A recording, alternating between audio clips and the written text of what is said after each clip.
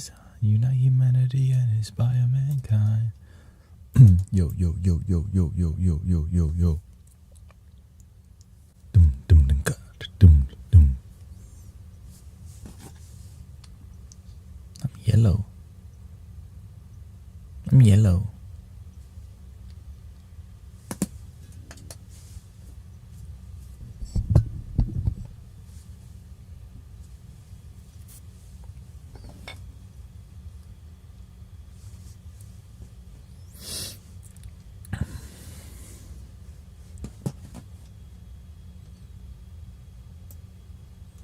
Hello. Hello, Gabby. Ding, ding, ding.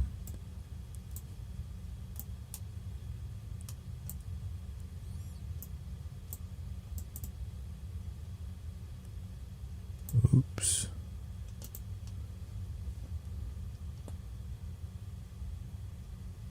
Twitch updates. Twitch updates.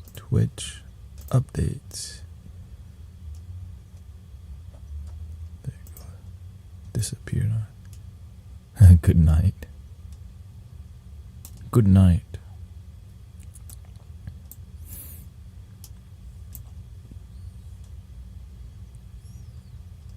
Happy Hump Day Wednesday.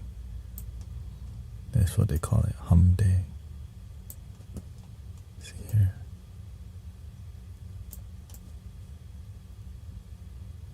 Hump Day. Make a wish.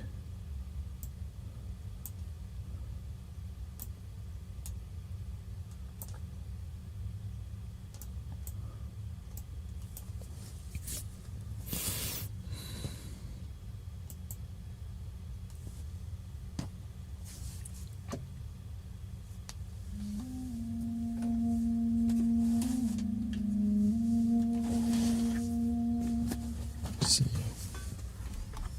Okay, this is what that works.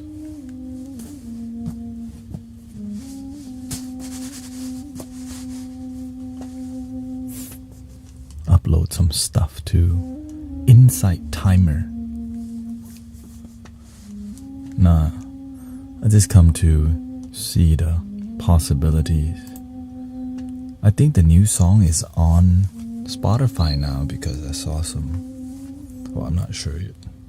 Sometimes you think it's on Spotify.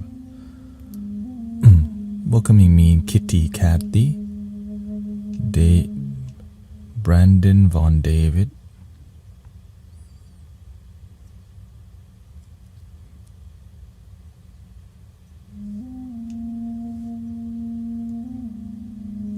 it's a distro kid. Now is a good time to share the Native American flute meditation journey. distrokid.com/hyperfollow.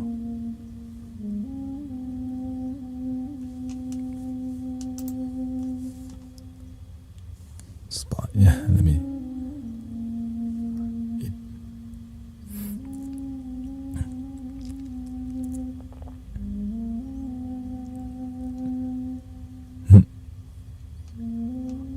Oh, here we go. If someone feels like a social... No, it's not on here yet. Maybe it's still loading.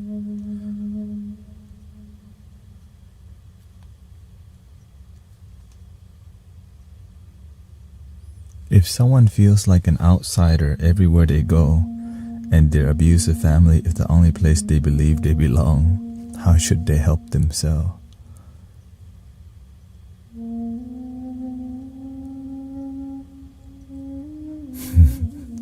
A social outsider can oftentimes be somebody who's not a spiritual insider. Right. So be a more spiritual insider and be deeply happy with yourself first. Don't need nothing from your family. When you're happy with yourself and you gain wisdom, you learn how to socialize better, also known as listen to people without getting triggered, called your family. You know what I mean? sometimes you have to listen to your family more than talk because they don't listen. So you don't just give up. You do the listening first. Native American flute meditation journey is on its way to streaming services.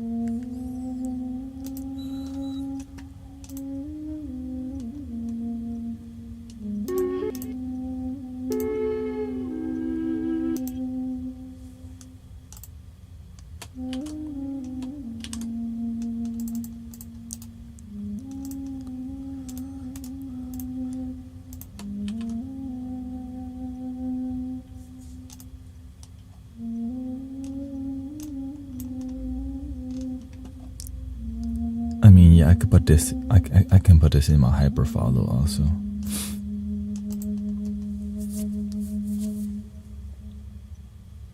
It should be up by today then. Well, when it's up, when it's up, I'll let you know. Same thing with the mailing list. Place some remedy to overcome anger. What are you angry about? You gotta see the source of the anger too. Know what I'm saying? Sometimes we are angry at ignorant people who don't know better. Nothing's gonna change. Anger doesn't change anything other than change your attitude to be more miserable. But if you change your attitude towards forgiveness, it leads to happiness because it lets go of the anger. Ta-da, right? Basically. Let's see, live.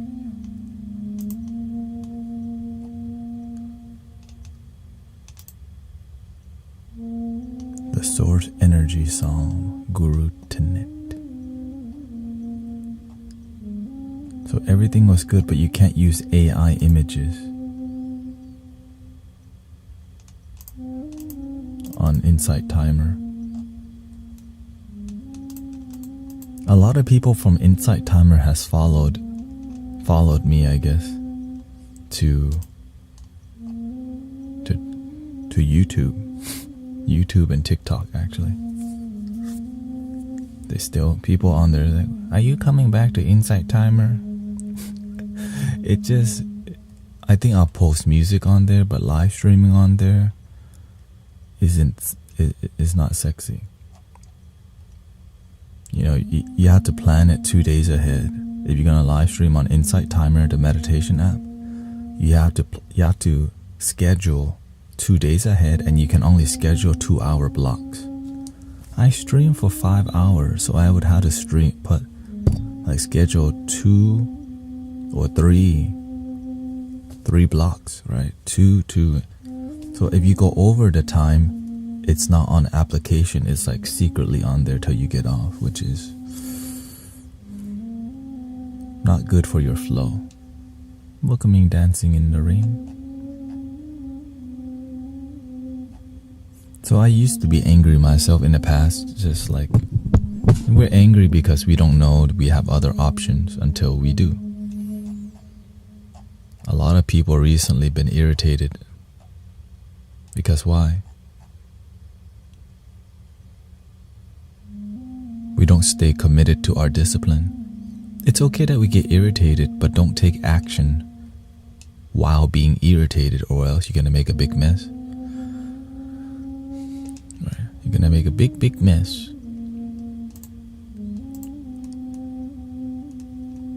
Big mess.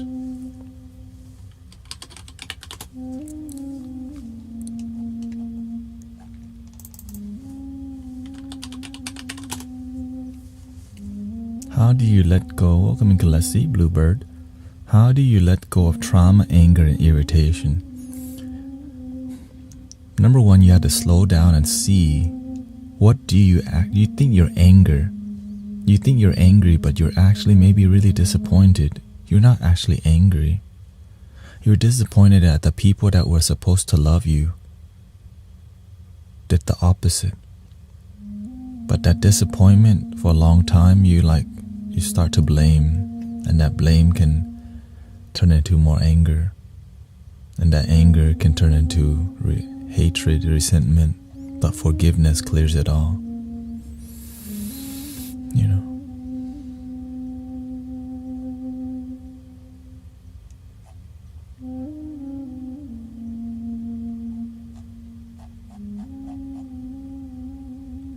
You're welcome.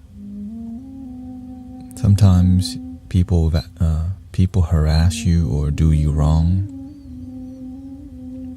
and sometimes we end up blaming ourselves or others. The issue is blaming and not responsibility. Blaming, it just points the finger. Responsibility takes action towards happiness.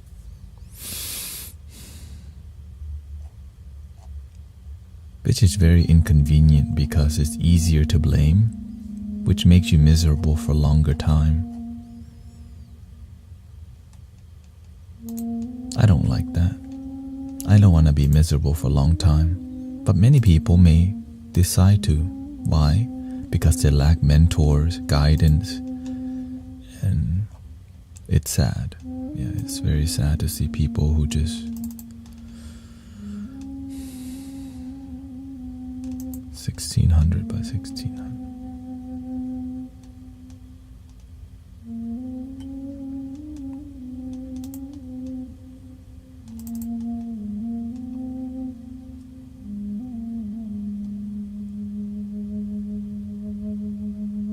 Welcoming Deep, Maria, Miss Rhonda. I'm uploading a track right now, because you have music, distributing it is the next part. So today Spotify should come out with a new album, The Native American Flute Meditation Journey by Cosmic, which is my artist name, I guess.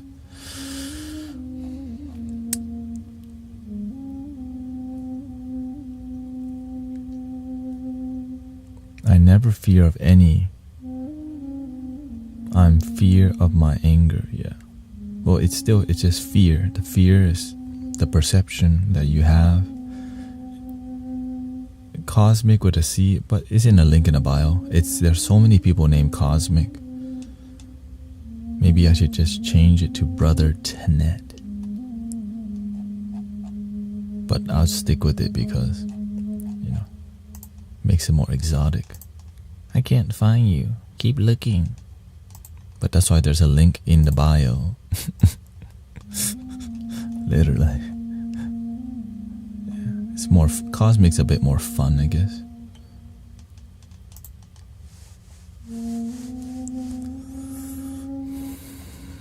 Welcoming Vanessa, Varin Mediator, Shay, Cosmo. Let's see here. Image squarer. Make my image sexy. Okay, maybe the image.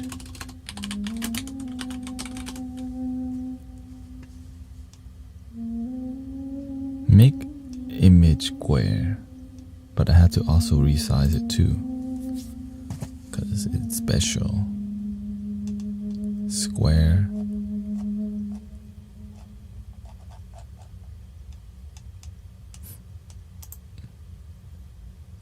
I'm different, yeah, I'm different. Did you study under anyone? I did. The master. Well, I became a monk for what? I grew up at a temple. I went, I studied a lot of teachers, but I had one real master,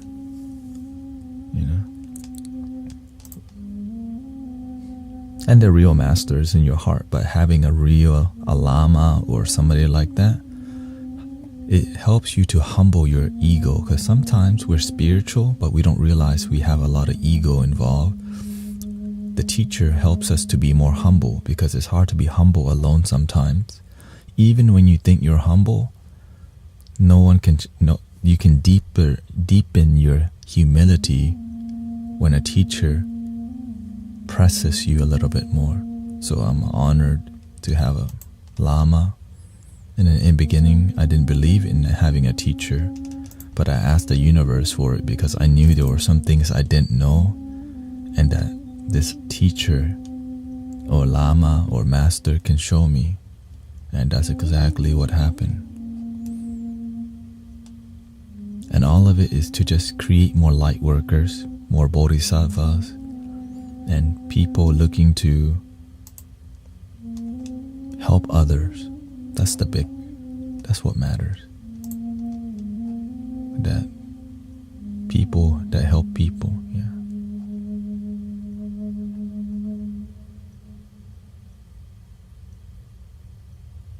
Thank you, dear.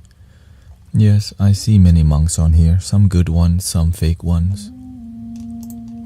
But they're all doing their part, right? It's just like any spiritual path. There's good ones and there's one that's not authentic, but they talk the talking points.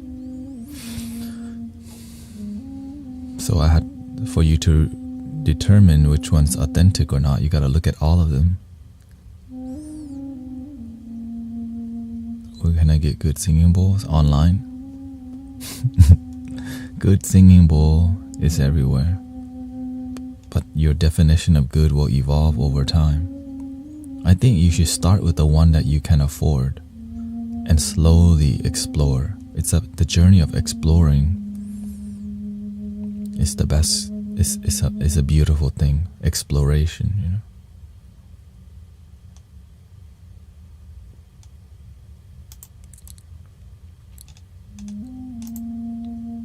Welcome, Dean, Marina, Linda Lou. Again, I'm just doing my part. I'm sure there's a lot of people are inspired to be light workers and servant of humanity. It's just, we have to settle high and have excellence in our vision, or else we will keep lowering our standard and get corrupted by money very easily and lose our values because we follow the money, or we collaborate with people who don't share the same values but have a deep influence. Deep influence don't mean because you can be a good marketing, but what you're marketing is inauthentic. I make sure to not collaborate with people who are not authentic, and I only serve community when the people don't have to pay. Right? If I realize this, one of my core value is I want to serve people, but I need to make sure the people who are in front of me didn't have to pay to listen to the music.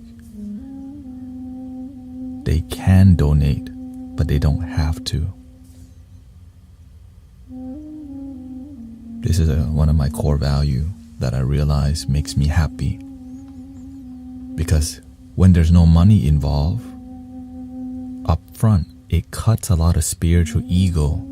People who are looking for the dough, they don't want to get involved with no money flow. But the people with faith, the donation in the beginning is very low. But as you become a real light worker who's just not looking for money, it slowly builds at the end because you stay pure. In the beginning, many people will settle for big money in the beginning and get stuck there, and their influence is limited because they're more business. Because if you don't do good work, but you charge $50, right? But if you just make everything donation based, what happens? You get more than money. You get amazing people who believe in what you're doing with the community. You help people feel deep joy they don't have to pay. Right? You have people who are inspired to play the flutes, the singing bowl. And that's why I this year I recognize that value, and it deters me from the people who will only show up if there's upfront money that leads to more marketing. Which is all good. Let people do what they want. Cause I got sunshine. Ooh.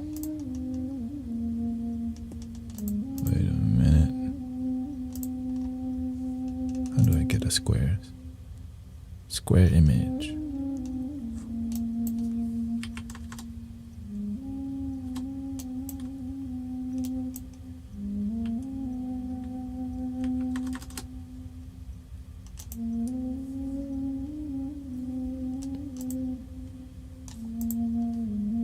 Can I ask you something? Is this Reiki practicing? Oh, I recorded this song.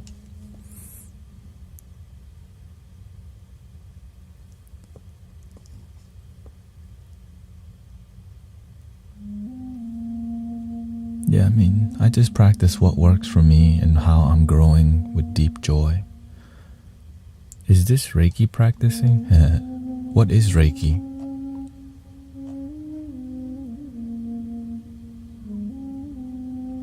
It's letting you let love use you. The issue with Reiki nowadays, people are trying to use Reiki. You let the energy flow through you. You don't choose the flow. But this is what the issue is when you have to pay money to learn about Reiki. You pay money to be a master, but the only way to pay is through devotion, practicing on a daily basis and never stop, because it becomes your life. If your devotion is not a daily thing, right? If you only serve people when they pay you, what about there's so many people you could be helping? So if you just do donation based, what happens? There's a lot more people to serve, and you get a lot more practice, and eventually it does grow. So when you're willing to serve people over time, it grows. But if you put a money on it, your flow becomes a lot less. But this is a value you don't have to adapt. I'm just sharing with you what I see is effective. You know what I mean? This is just my personal life thingy. A lot of people don't agree with the message, and you don't have to. You know, it's all good. It's all good.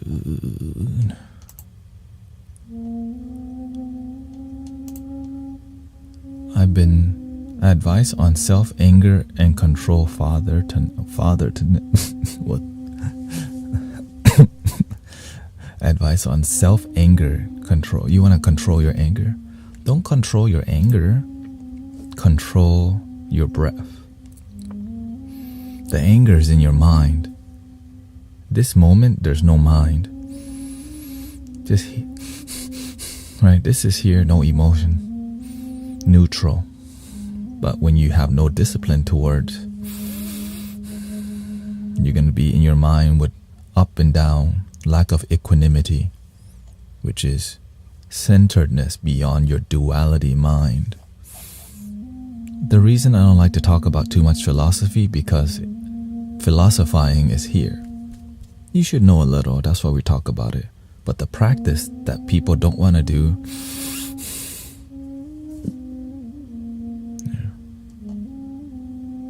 that's the life-changing experience under your nose.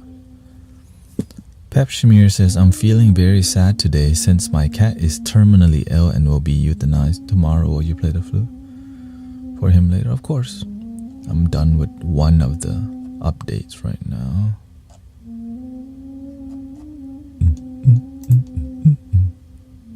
You are about to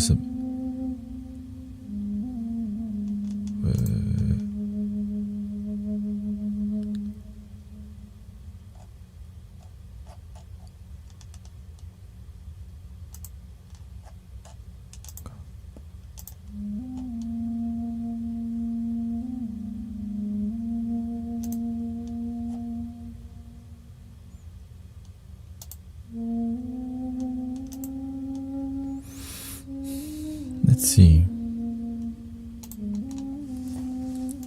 What is your cat's name? Pep Schmear. We can do a flute for you. Your kitty. Is this a boy or girl?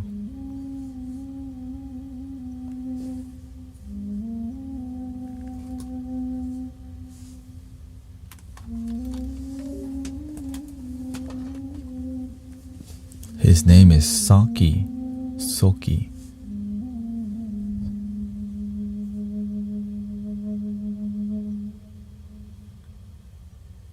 Is it Soki or Saki? Sokke.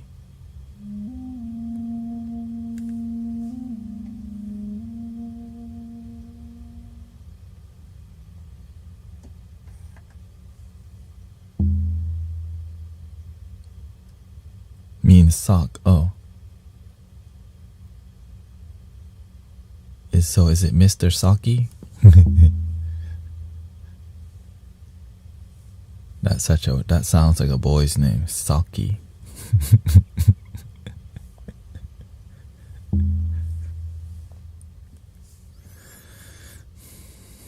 My baby dog is having cancer right now. Her name is Jasmine.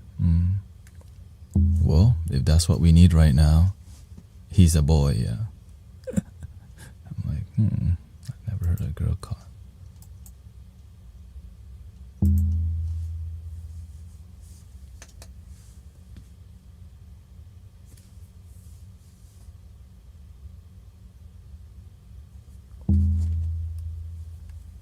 Let's get some candles on the screen real quick. Gotta use a little technology, you know. Just a little technology.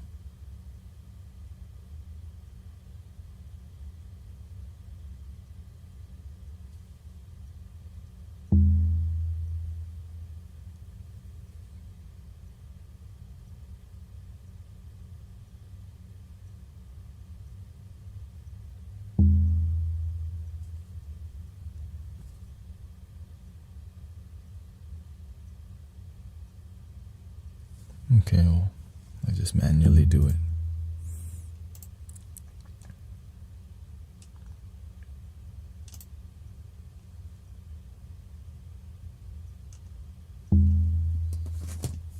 Manual.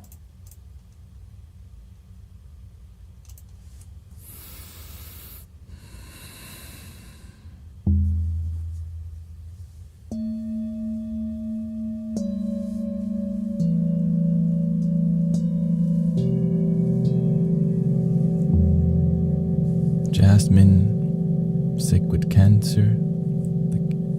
Your doggy. Saki, very sick, look like gonna transition soon. Nothing is permanent in life except change.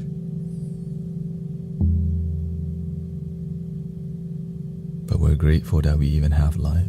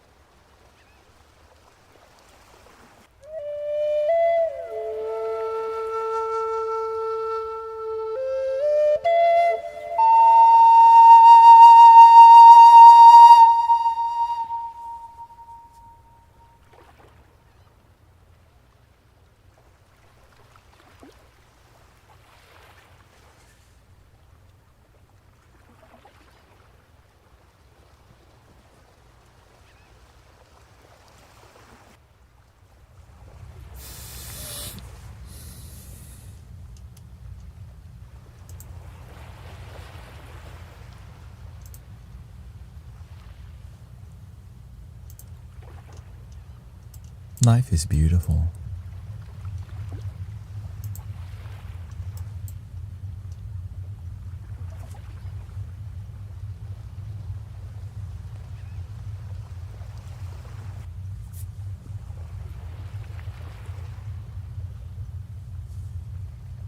Yeah, 3D printed, like those flutes, the triple drones, or the drones, that's 3D printed.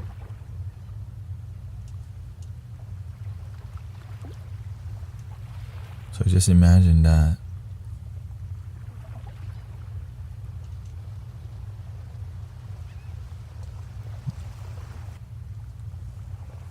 It works. Yeah. Human beings transition, and so does everything in life too. Cats and dogs. Cat dog, cat dog, cat dog.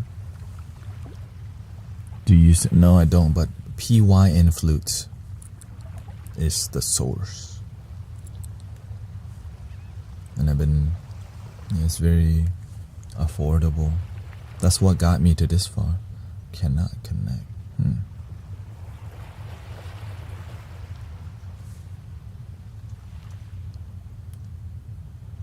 Not sure why it's not connecting.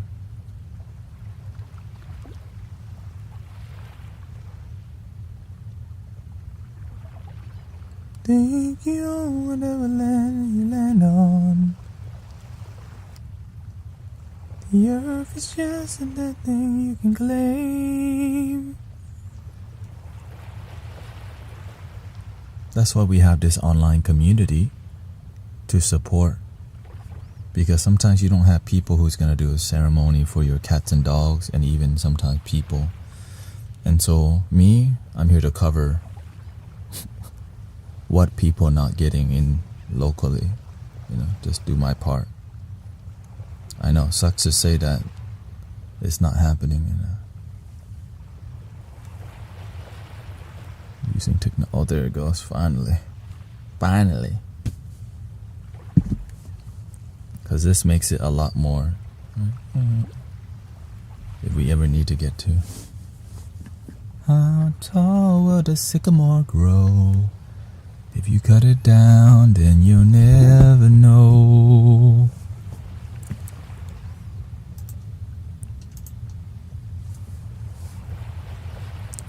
Pets are important to people. I think most people know that. It's just we don't know how to sometimes create a sacred ceremony that resonate with people. Because sometimes you have a traditional, thing going on, but it doesn't really reach. It doesn't help people move on and understand the impermanence of life.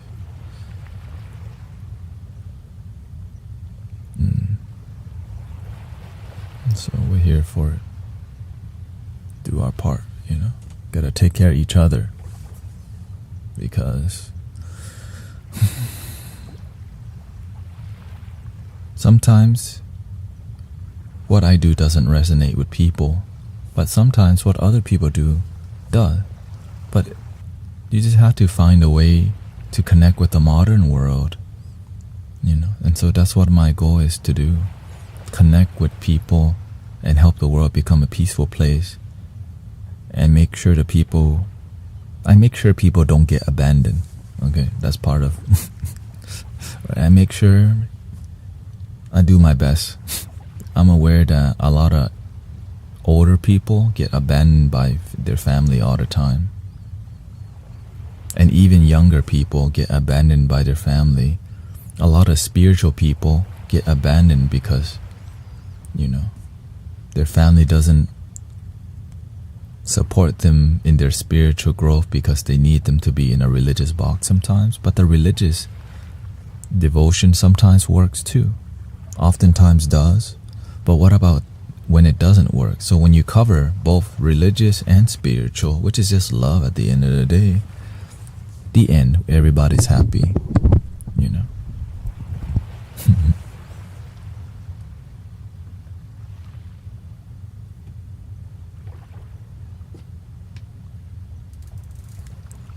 So that's why we do a lot of ceremony on the stream, because It's a respect towards the movement of life. You just got broke up with your boyfriend, we can help with the transition. You're sad that you just lost your job, that's okay, we'll help you in transition as you get the new job. Right. And music does a great job of, ceremonial music is what we basically do on here. This is not, that's why I don't see myself as a musician, because to me, I see myself as a ceremonial,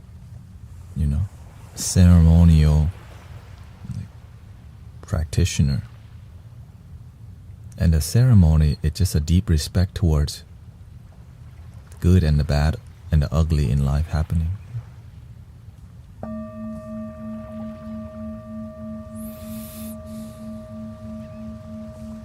So thank you for being here, hanging out.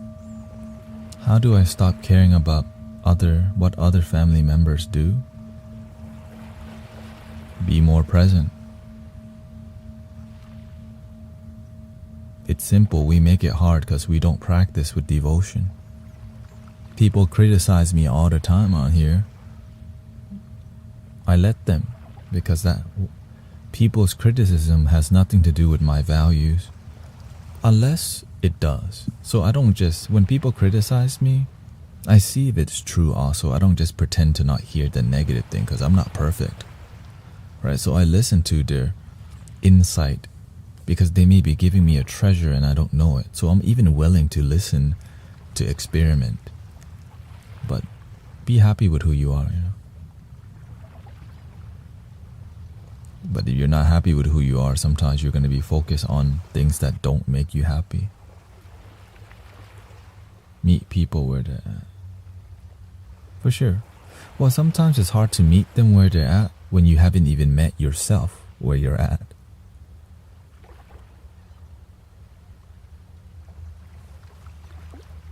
Human beings.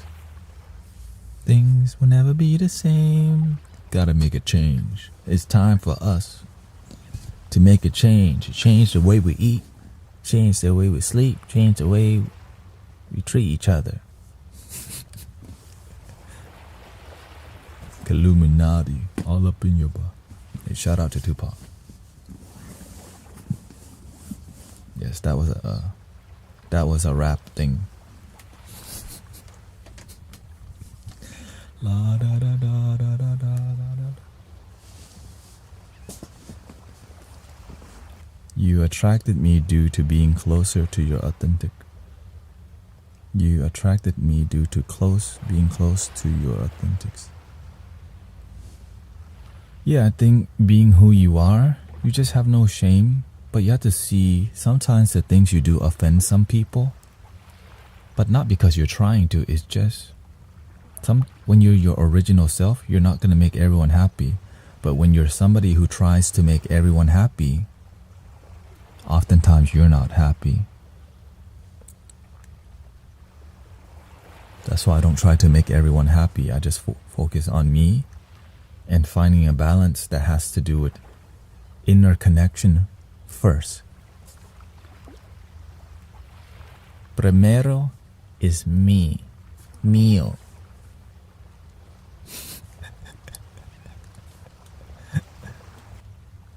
Life is, yeah.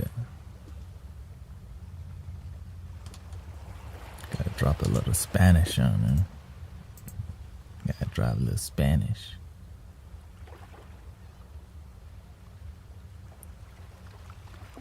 We are one family, one love. The Garden Song Shamanic Mix. Ooh. Get rid of the distractions we can hear. Shamanic Mix.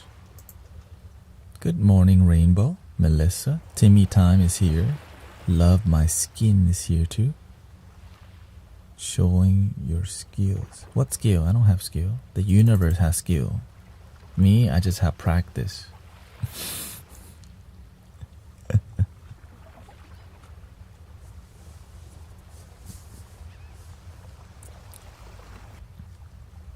When you just trust through the practice, The universe plays the flute through you. The ceremony, I don't make ceremony. The universe make up ceremony. Me, I just stay in my practice. Let's see here.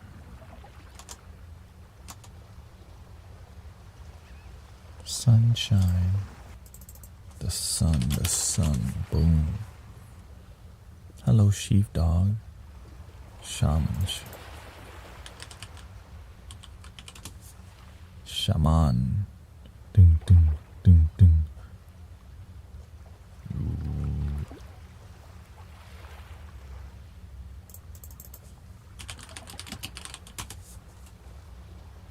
Do the Bluetooth headphones desynchronize? No, it does the same. It's just, well, when the binaurals record it, it's one sound, and it's doing left, right.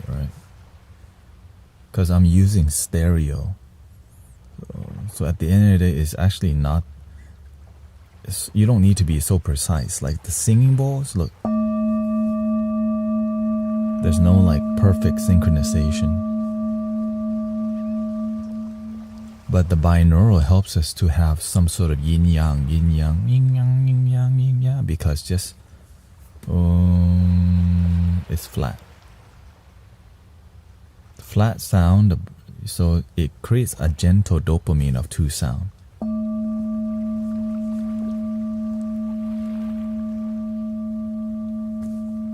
Helping us focus.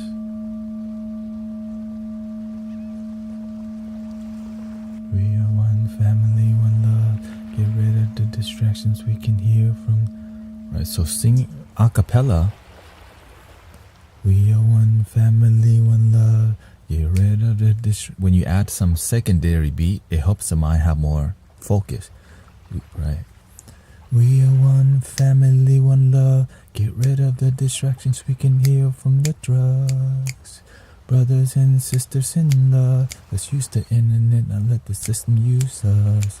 One love, one. But when you have too much, the music can become noisy if it doesn't harmonize. Which is why I don't get why church music sometimes be so damn noisy. But when the piano is solo,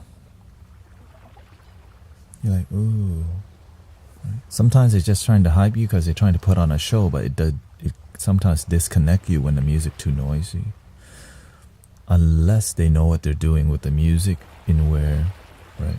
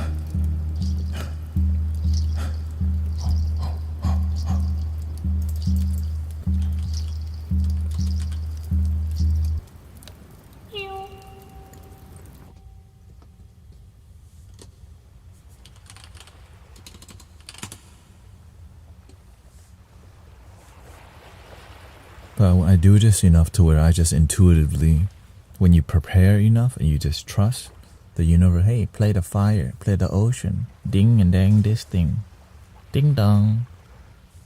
And then people start crying like, oh, you feel better or more sad? Oh, I feel better. That means you do a good job. But if they feel more sadness.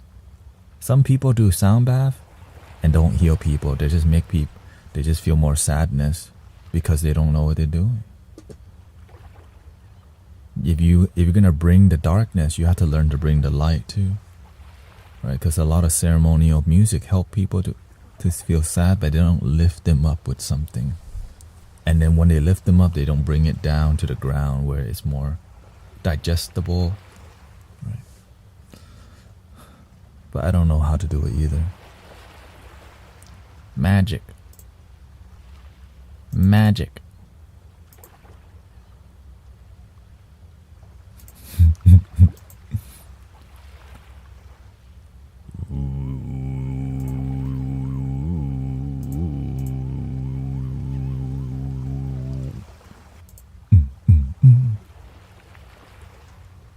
I don't. They just keep coming back to the sound bath. I don't know why.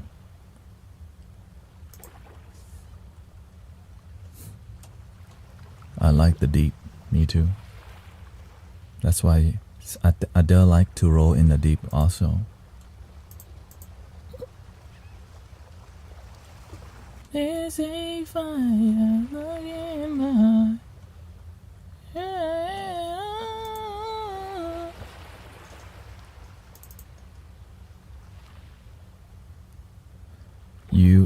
You present your authenticity well.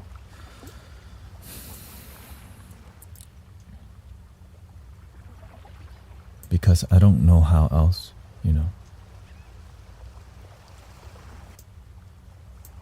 If I'm not like this, I'm miserable. That's my blessing. But the consequence or the challenge of authenticity is sometimes your parents want you to be not authentic. They want you to be BS happy. Or society wants you to, you don't even, whatever programming tells you, this is happiness. But when you're not actually happy, sometimes you detect it late. I mean, it's not late. It's just better late than never, but it's still kind of,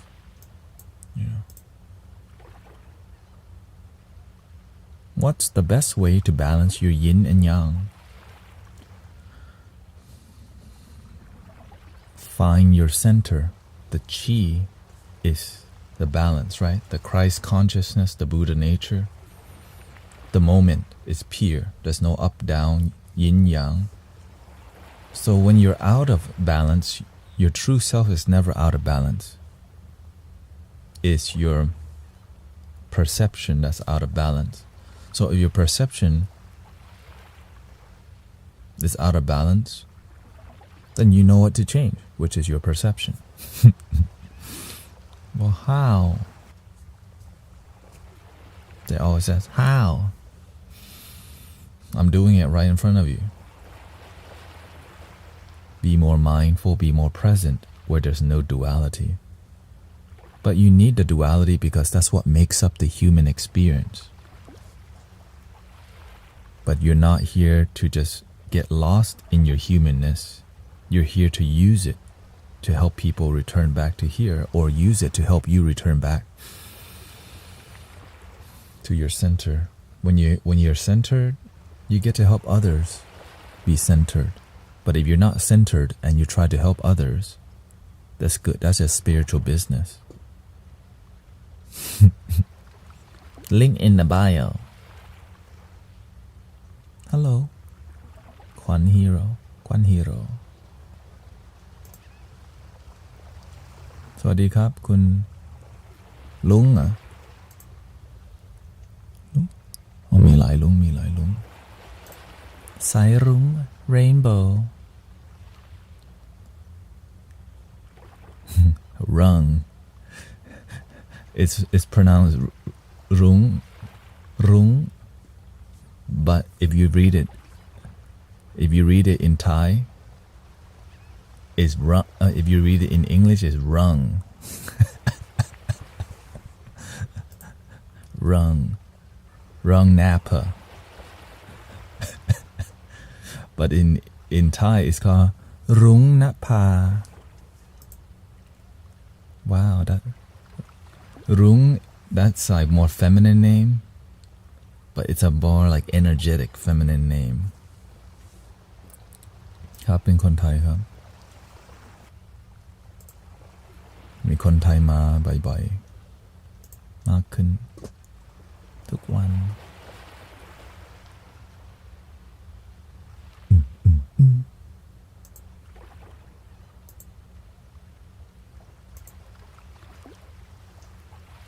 กวัน more and more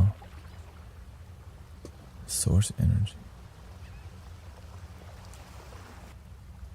รุ้งนภา main bright sky oh bang loud and proud. Welcome Empress Mooney. Welcome everybody. Wednesday energy. Tuesday, Wednesday, daytime, people at work. Some people at work with us right now. Shout out to the people at work. Let me see how this sounds like.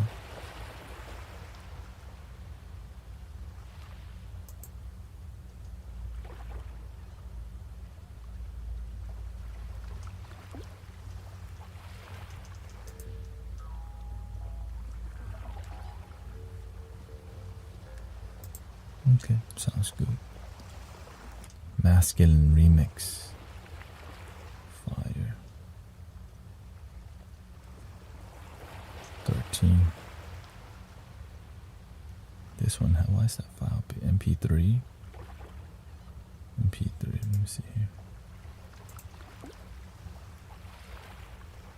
Quiviet has a question.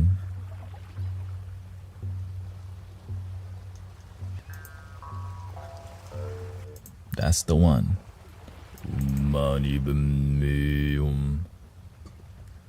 If someone is stubborn but in struggle,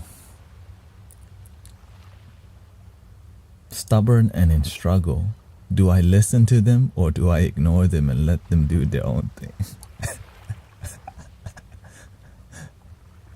Nice to be typer. Yeah.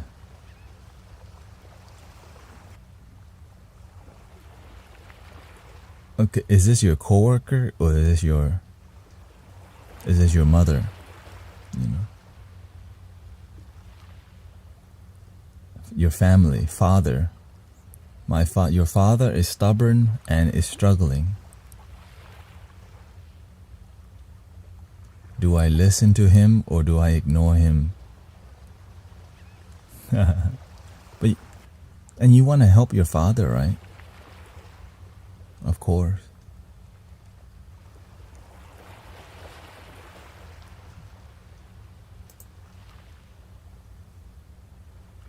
I helped him, but he keeps coming back.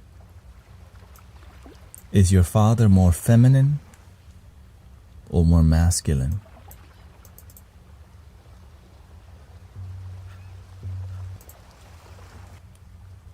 He's more masculine? First, you have to, if your father's more masculine, you have to learn to play the more feminine role, okay? Which means you have to listen first. Be super patient with your father. Very patient. And then you helped him before and he has good result, but he doesn't stay on it, right?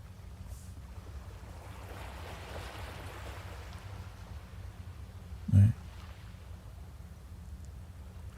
So if you want to hold somebody masculine accountable, what do you have to do?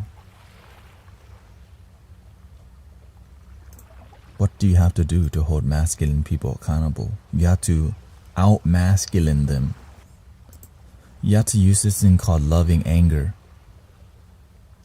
You're not angry. You're just behaving a certain way to hold them accountable because they won't do it the damn self.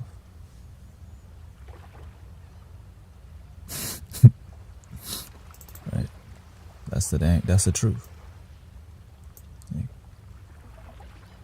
But then after you become more masculine, then you have to show grace right after. Look, I just want to help you, but you're not doing your okay? Now, I don't want to come back to see you miserable again. But you better stay on it. Because if I come back, you're not doing what we talked about. And so you have to give them a little pressure. Because masculine people, they need a coaching. They need life coaching. And if you're the children, you're the life coach. Free life coaching for your own children. Just like my own parents. Yeah, just like my own parents. I give them life coaching because sometimes they need it, but don't want it, of course. You raised them. You raised me up so I can stand on mountains. You raised me up to walk on stormy seas. You understand? So some people are masculine, they come in here, ask me for help. They do the work, they find great result, and then they stop doing the damn work. Now I gotta go like this. You're back again? You're still telling your ex I love you, and then she said, sorry, I don't love back, and then you feel heartbroken. When the hell are you gonna love your damn self? Right? You have to use a different energy towards different people.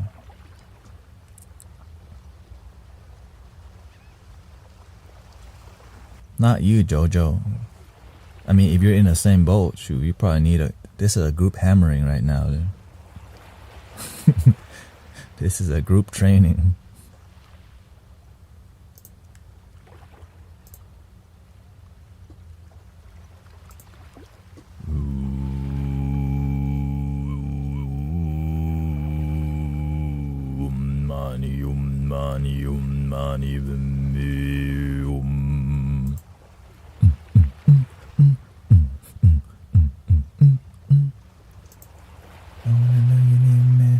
Mystic paradise, the wealth beyond. I don't know if I do listen to him now or do. So number one thing, listening is always the key thing to helping people, because if they have something to tell you, that means they actually trust you. Congratulations, they trust you.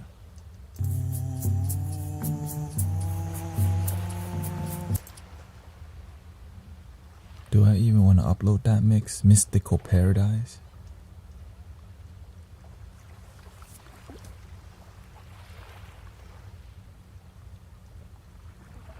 Oh, you know that one?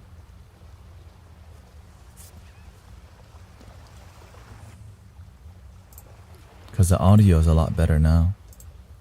Let's see here. Forest energy.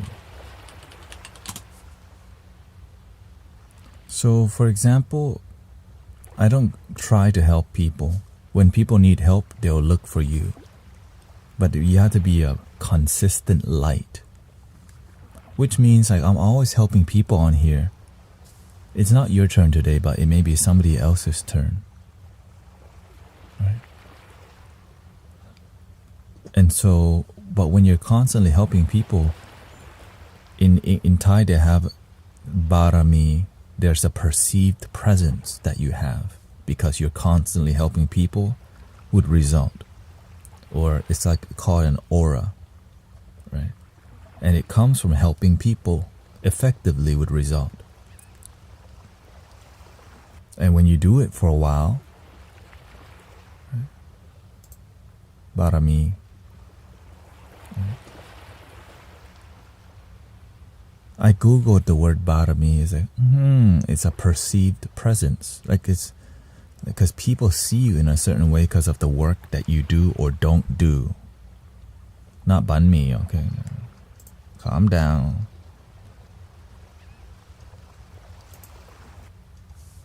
It's like salami, barami. They're copying too. They seeing Huma as a role model. Terrible.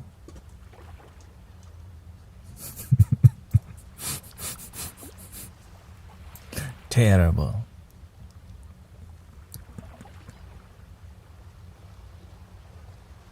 My ex chose another guy over me. That's good news.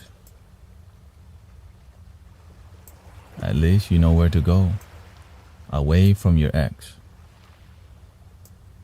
Move forward, not backward, okay? Better than being misled and then heartbroken again. Wah.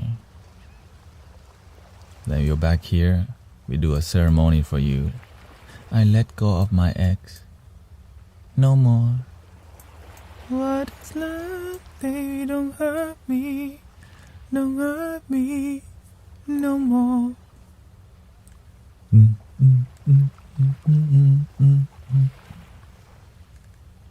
Yeah. We had to do that. The whole community, 100 people, whatever. We had to do it together too. Right, to lift you up, head bop. Okay, that's okay, man. Nothing serious in here, except love. Serious loving. ขอบคุณครับ. Thank you for sharing all this stuff.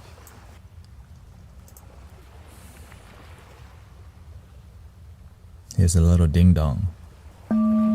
Your father called. Okay. See, we talk about your father. He come already. That's how fast it is when you have good intention. The father call instantly. I heard you talking about me. No, that's the guardian angel. You know, the guardian angel, like your ancestor, maybe your grandma, grandpa, like. And your guardian angel talk to my guardian angel. And they all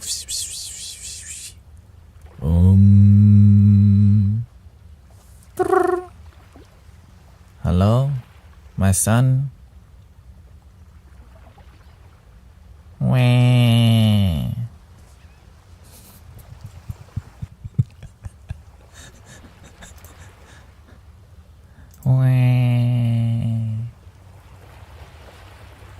Yeah, everyone got a guardian.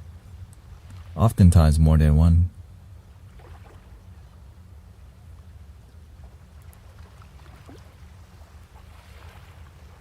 When I find myself in times of trouble, Mother Mary comes to me, speaking words of wisdom, let it be. Ding, ding, ding. Let me see.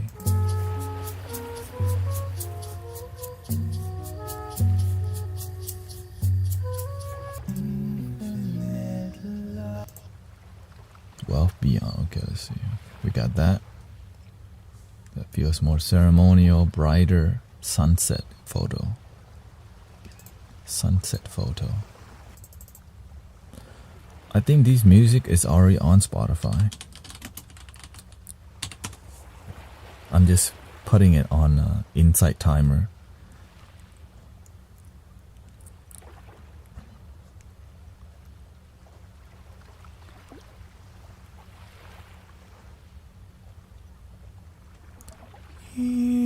Oh, that's a beautiful photo.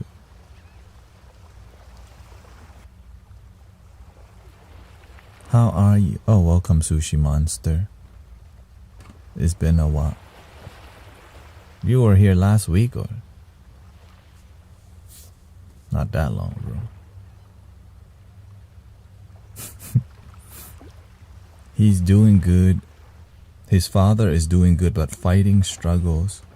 I'm just his son, helping whenever I can. Whenever I can. Have time.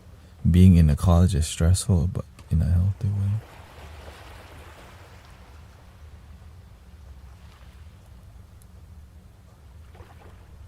Sometimes your father loves you too much because he don't love himself. You gotta drop that message.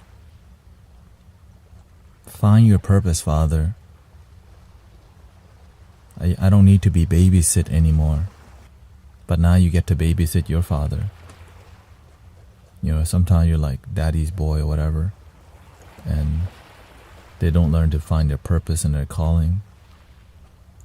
Because sometimes when people hit like 50 years old, they think they got no purpose life. no purpose left in life. Right? They're 50 years old, they think they got no more purpose. 60, 70, no more purpose. No wonder why people acting a certain way. If you're still alive, you have a reason to be here. You're not just here to marinate like kimchi. Even kimchi, you marinate, you eat it, it has purpose. If a kimchi has purpose, you have it too.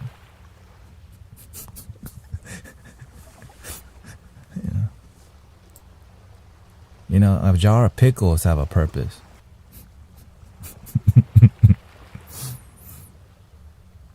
Welcome, Sister Empress Silly.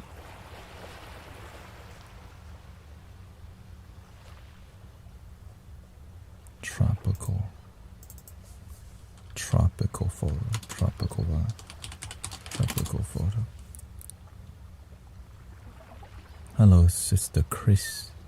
Aww.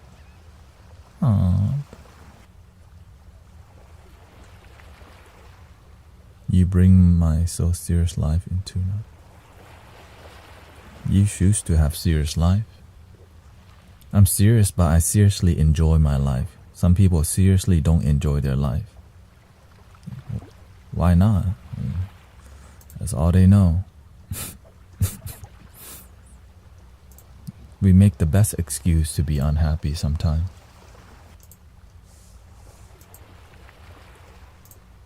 The best excuse to be unhappy, but unimproved. Let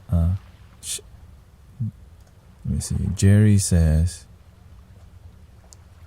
welcome. Government pension rob people of purpose. We're gonna blame the government now. Hell no, I'm not here to blame. I'm here to be responsible for my happiness. You can blame the government all day. Blame. You know what blaming is? Wah. I'm not here for that.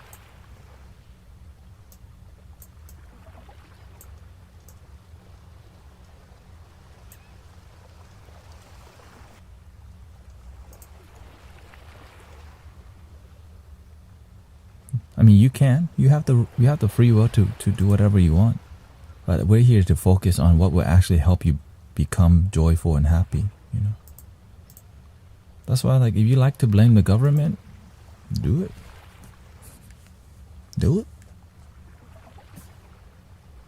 Do it. Just do it. After you blame the government, who's next? Your mama, your daddy, your uncle, auntie, grandma, grandpa. Next, you're gonna blame your neighbor. You're gonna blame inflation now. It's endless. It's an endless thing, you know. It feels relief saying this stuff now. Yeah, thank you for doing your work.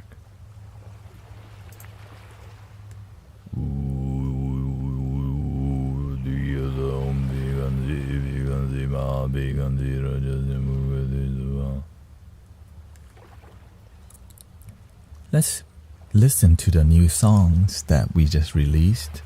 It's not out yet, but I just want to review it a little bit with you. The album is called The Native American Flute Meditation Journey.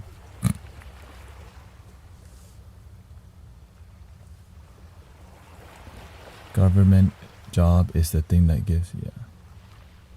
And we're grateful for that because we're so spoiled. Imagine some people don't even have those considerations. They're just trying to live with what they got. They gotta go hunt for their food. They don't know if they're gonna eat, but they find a way to be happy because that's what we got.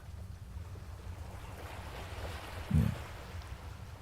But when we depend on other people too much for happiness, we end up depending on them forever. That's why be the change. Be the change you wish to see in your life. Or be the complaint. You're welcome to be the complaint. It's fine, be the complaint. Be the complaint, be the complaint. I learned from the master, focus on the solution, not the problem.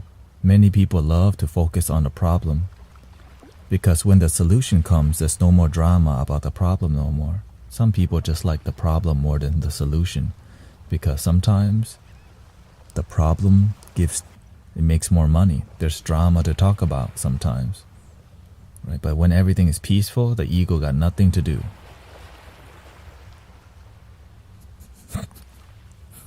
Now, yes, there's problems that we should address, but what's the solution that can happen now? Sometimes when we're waiting for a systematic change, it doesn't happen for 5 years.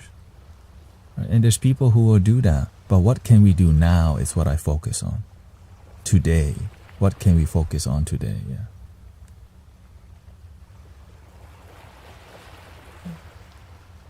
So yes, we have systematic changes, which we deeply respect because we are in a system. But we have a spiritual system called that I woke up today, you're breathing, and this thing will eventually come to an end. So let's live this life in the most joyful, happy way ever. And help each other heal. Imagine having all this government support and you hate your family. Imagine having all these systematic changes and you hate your family.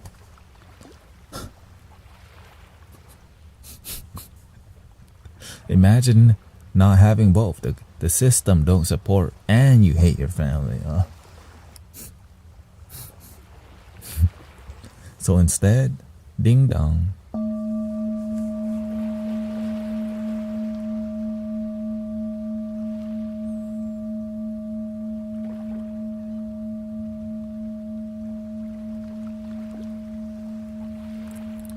Happiness is here now.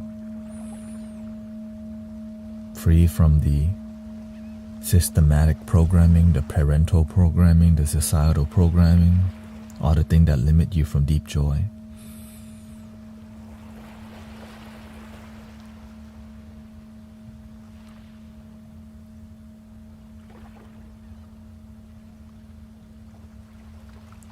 I don't hate, you just don't like the energy.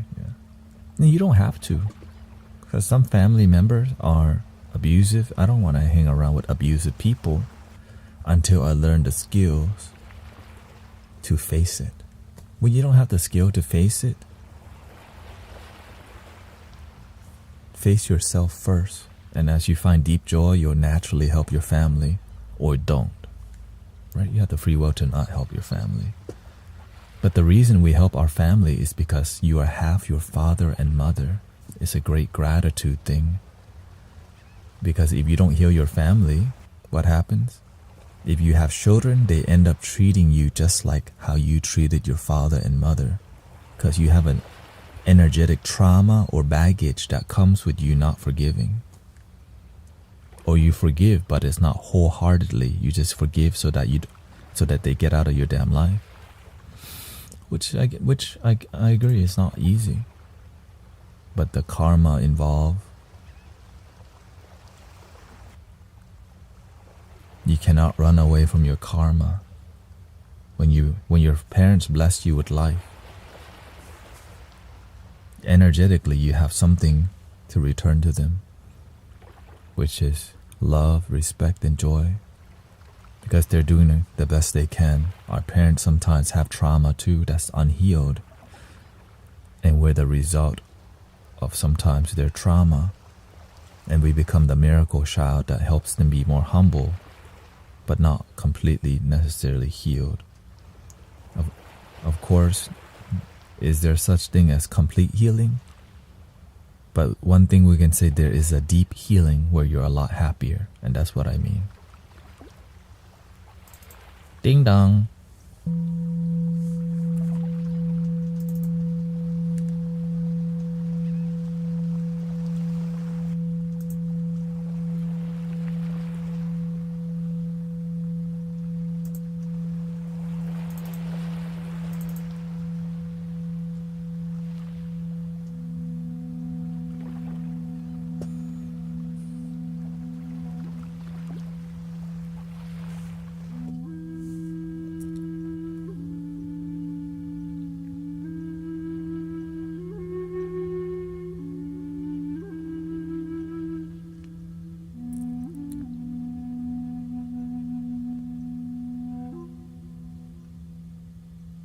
That's one of the songs. Second song.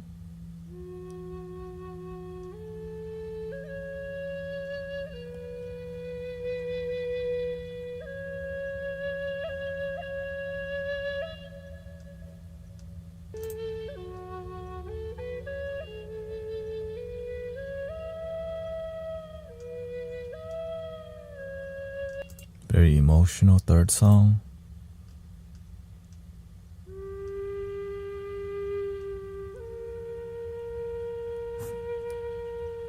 That beat is too fast.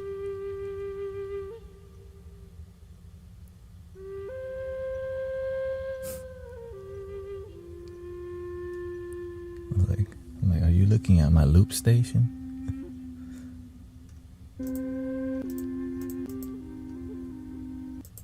So in the beginning, it's yin energy, more calming, and then it becomes more masculine later, which is something like this.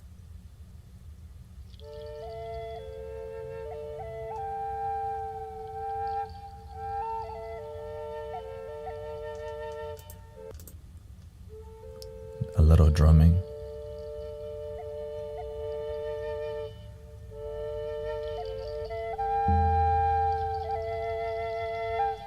So that is the second song called Courage of Light. This is the number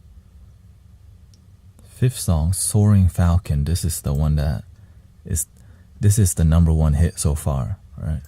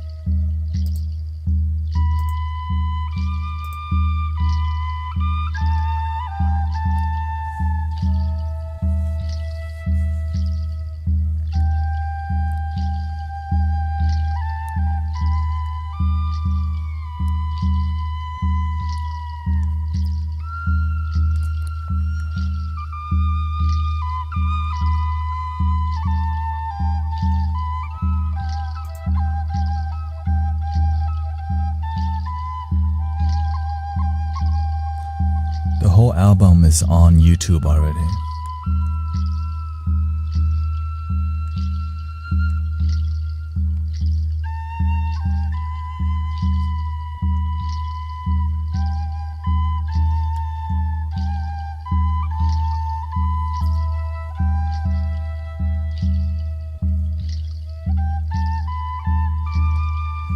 It is more for uplifting.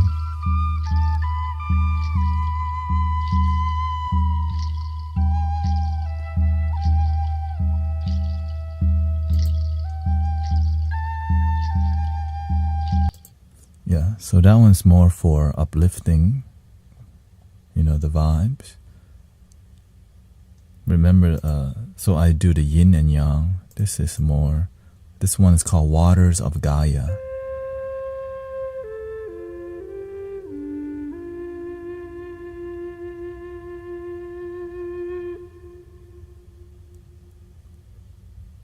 Thank you, Andy.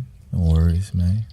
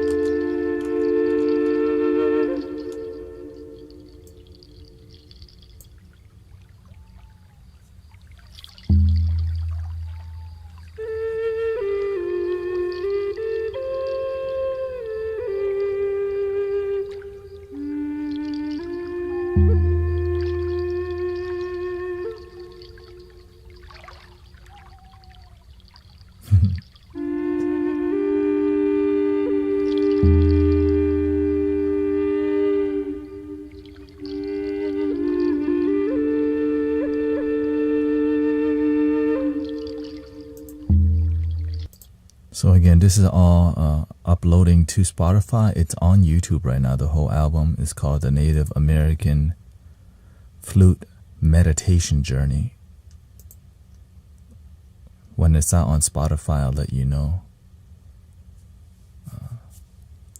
Native American Flute Meditation Journey. And so remember, sound healing is not about making music that relaxes you only. That's what the mind wants.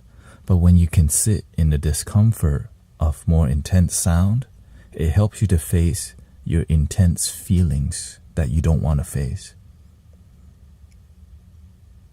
I only babysit on Friday, okay?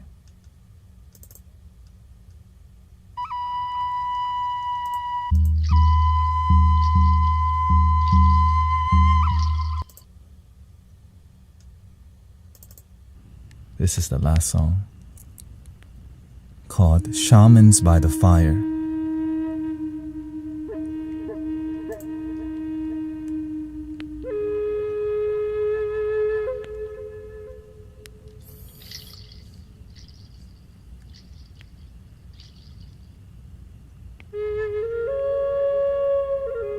How long can you?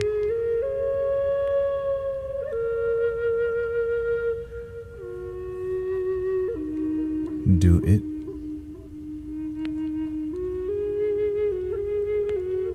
Hello, brother Arturo. So when you're doing intense sound, you wanna be confident with it and then pull back.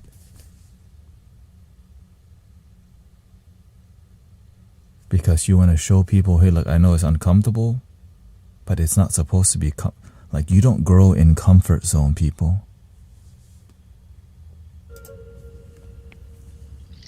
But if you like comfort zone, we already know how people are when we're too comfortable.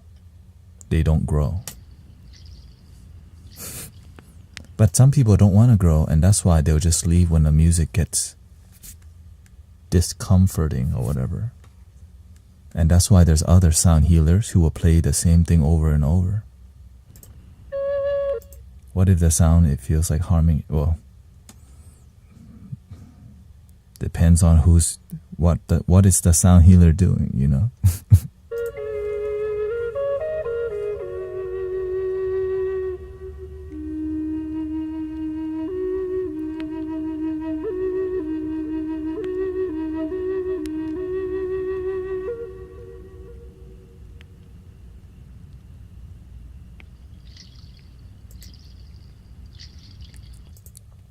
I'm old. I need comfort. I've pushed my body my whole life.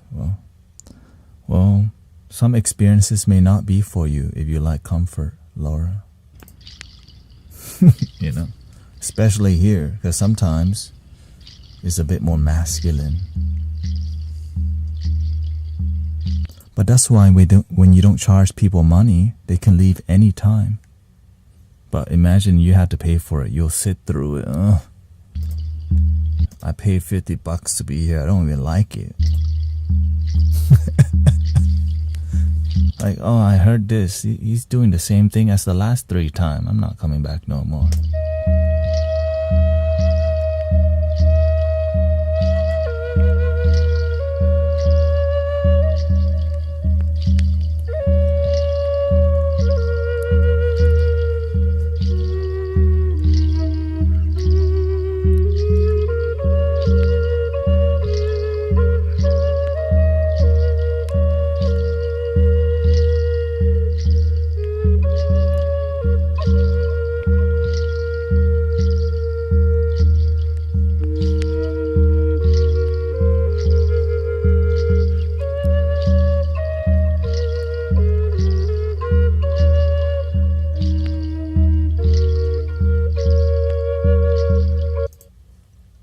So yeah, that is on YouTube. I think it should be released today on Spotify.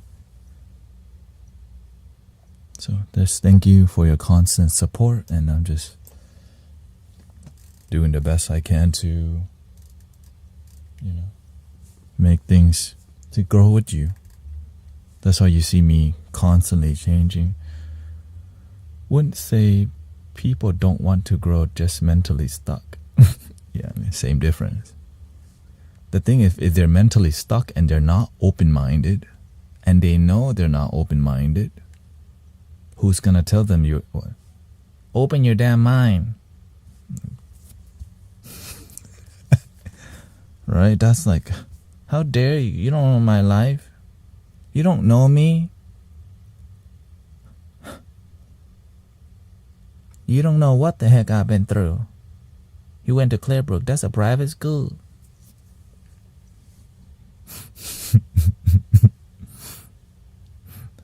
So that's why I just be myself, be blunt, and be honest. And if people don't like it, they'll go somewhere else. There's a lot of people who's gonna just give you what you want. But in here, we do what actually helps transform people's lives. Right? They might only, that's why I'm grateful there. I'm not the only sound healer on TikTok. I'm not the only, practitioner on here. There's Reiki, there's Buddhist monks on here, there's pastors, there's so many things you could go to on here. And I'm honored to be part of that flow, And I'm glad we have many devoted brothers, sisters in here, who is about that life,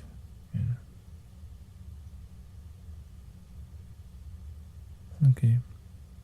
Oh, but I'm like, oh, you leaving? Okay. I've been taught to not be attached to anything, because if you become attached, then you're not yourself. Like, oh no, K2's leaving. What did I say wrong? No, I can't say this thing now. No, there's some things people deeply are not ready to hear. So I know I should not say it too much, but from time to time, you got to do the uppercut. Like.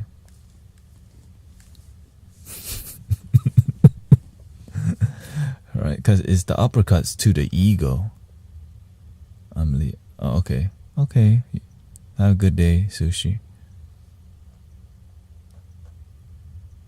I'm seriously leaving. Okay. Goodbye. Cody the sound healer. Yeah. That's the beautiful thing about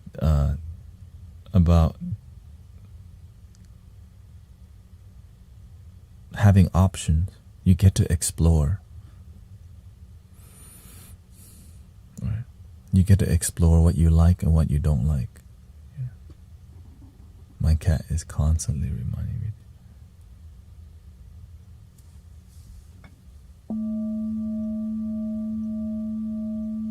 Use your discernment always, yeah.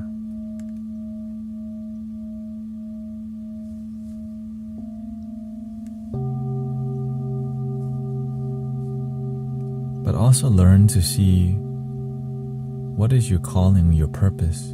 Be in alignment with who you are, Sometimes you want to be a certain way, but you don't. But you need to be something else. I used to be a massage therapist, but the universe need me to be here. Right? It's hard for me to build community if I'm focused on too many things. I just focus on Mystic Village purely now.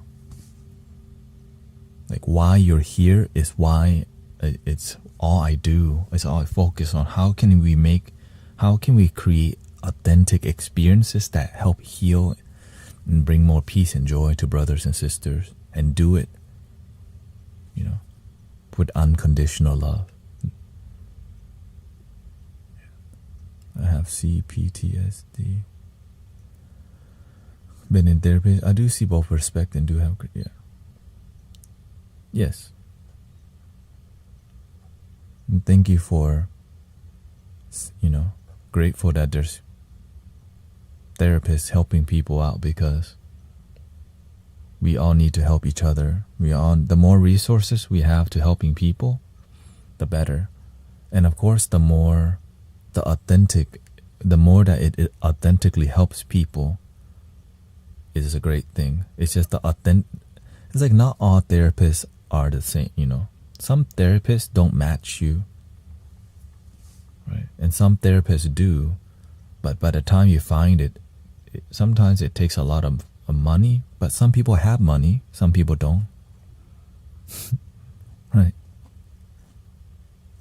But most people have a phone and TikTok.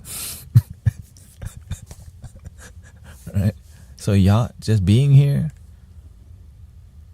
is very. That's why I started interviewing them.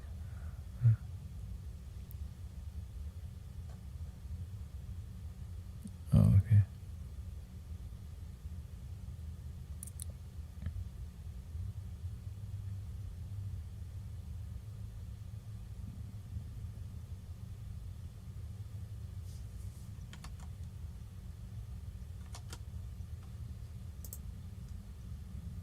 Okay, let's wait for this music to upload, and then let's do a casual Zen vibe. Just a casual Zen vibe.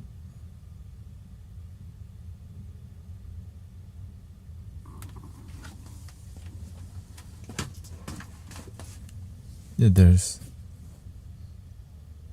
there's shamans and healers who just do it in routine, and their effectiveness, they do a good job, but people need transformation, and transformation it requires excellence.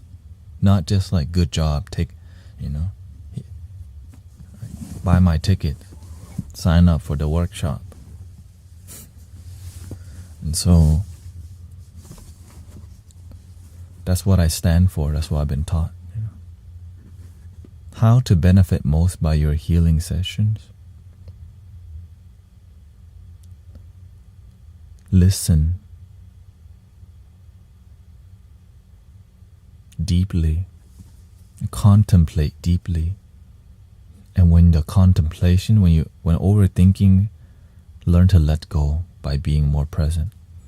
Contemplate, listen, and when you have a deep question, ask. In the beginning, you can ask whatever, but as you get more mature, you can answer these questions yourself.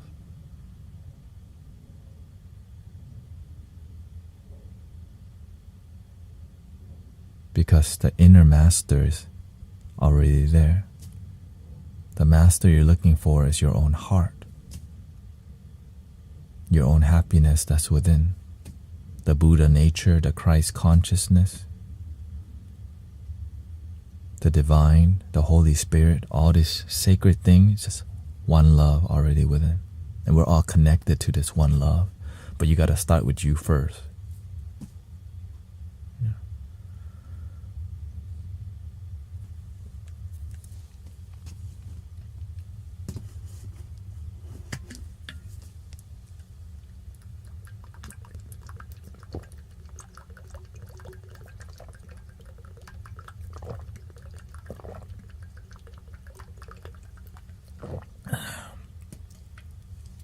Because the way I really heal myself was I became more quiet and start observing what's going on in me, in my mind, in my body. Like I told you recently, when my life was really unhealthy, my body was aching everywhere.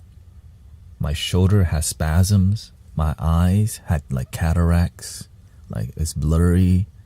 Like, I just felt terrible, looked terrible, thought terrible. Everything was terrible. But I never asked, why was I like that? I just knew I was like that, but I never asked, why? Why is my sleep terrible? Why does my shoulder have spasm? And sometimes going to webmd.com, it don't answer your damn question. Which I did. I was so unhealthy, I had to go to WebMD all the time. You're like, that's kind of scary. Oh, that's scary. And then you like worry, oh God, what if I have cancer? What if I'm... Right. And so, yeah, sometimes WebMD scares you more. You're like, oh God, I'm really effed up.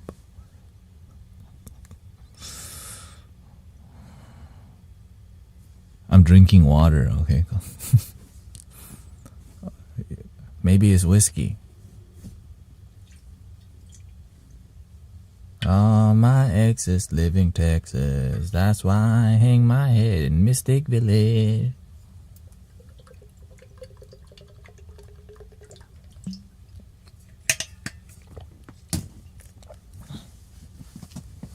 I don't use this no more, so I should put it to the side.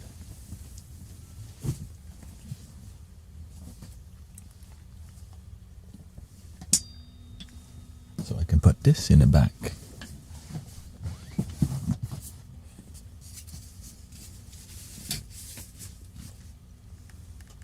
Good.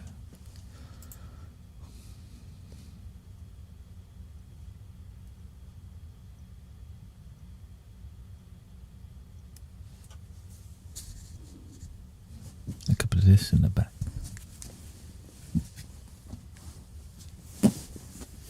See, I can put more singing bowls now since we don't do the pots as much.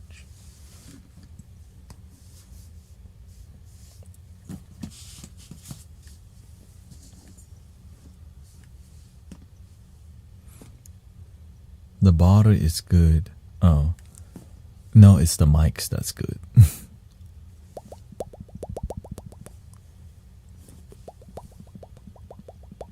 Sounds like a fish, right? What time you usually come?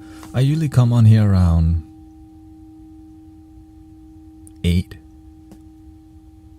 But yesterday I had to do a sound bath, which was very tiring, and I still had to set up.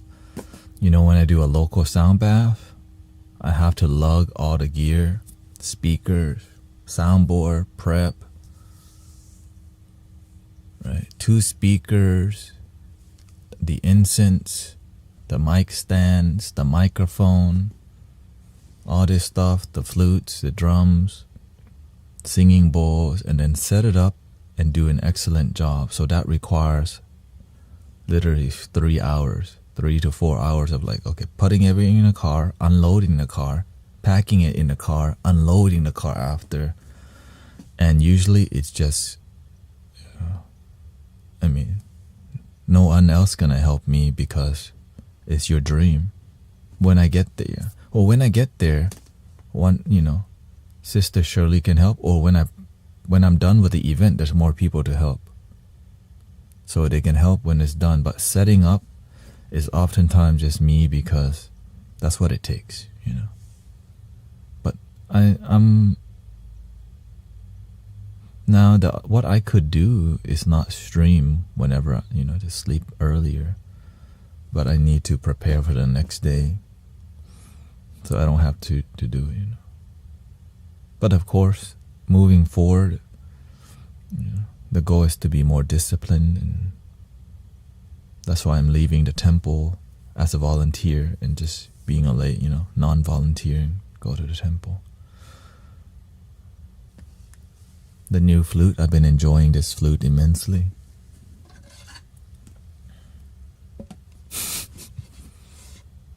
If it looks like a normal flute,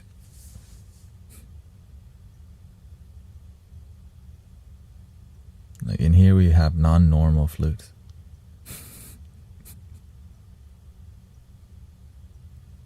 Literally the flute taller than me.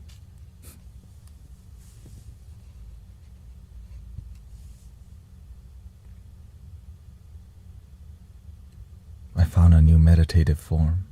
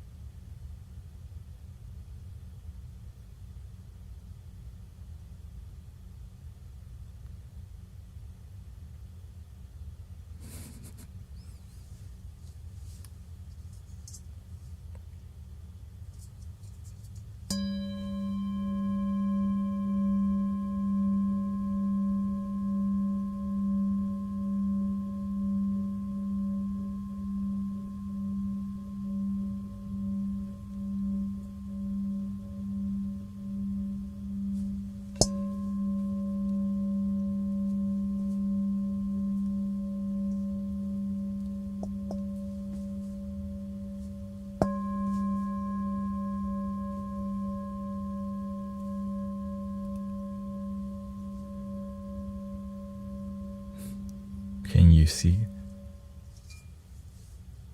You have to have good headphones to get... I mean, you don't have to, but if you want the full-on immersive experience, having good headphones makes a huge difference.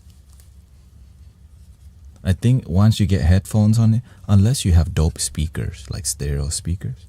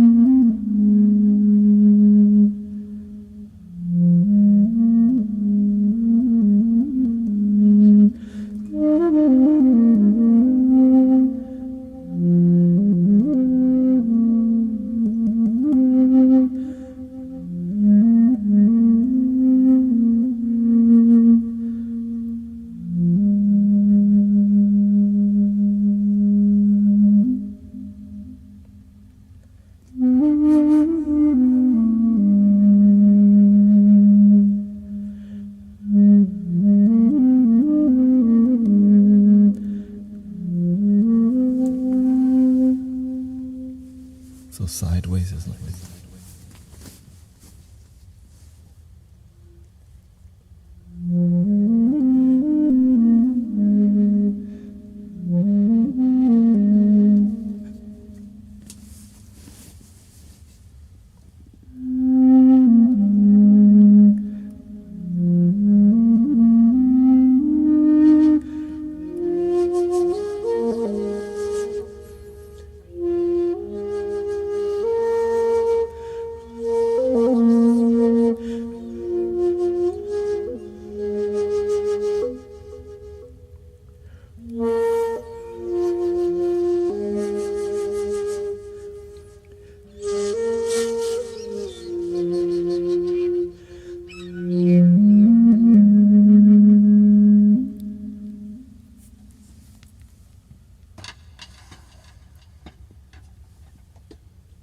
Currently, that's the deepest sounding flute I have in this setup. But I've been drawn to more of the Arabian flute. Just, guys, so beautiful. The Arabian key, it's just so, it's like a joyful vortex. You just,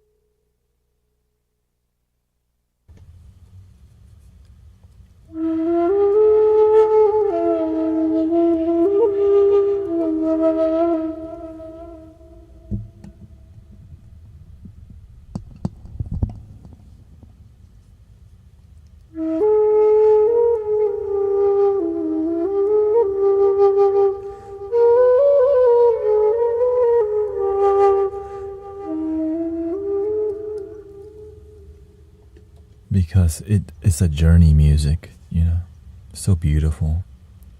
When you hear it, you feel like there's a journey happening, and that's what we represent here. It's a clear, you're on a camel looking for water, and that water is called love.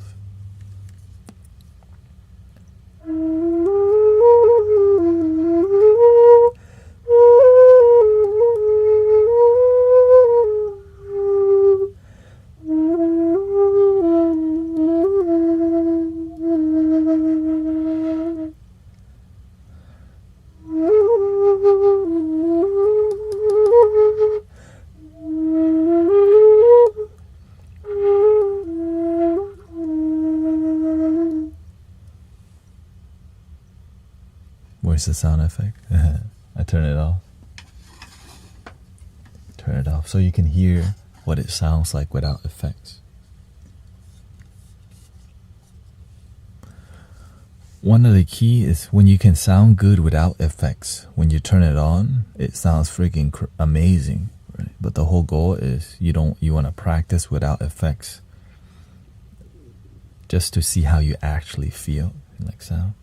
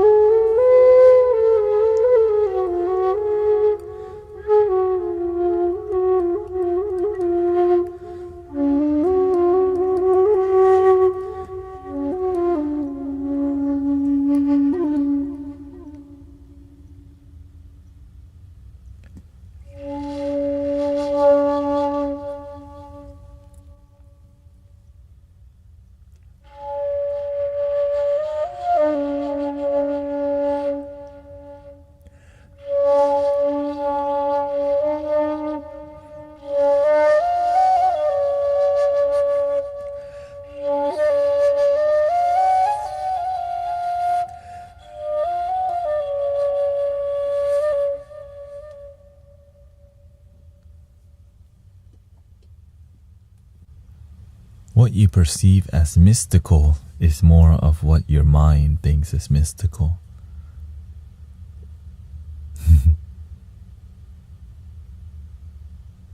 So that means anything can be mystical. So why not turn every breath into a mystical experience? The end. Right? Like, if you can make anything mystical, why not make every moment?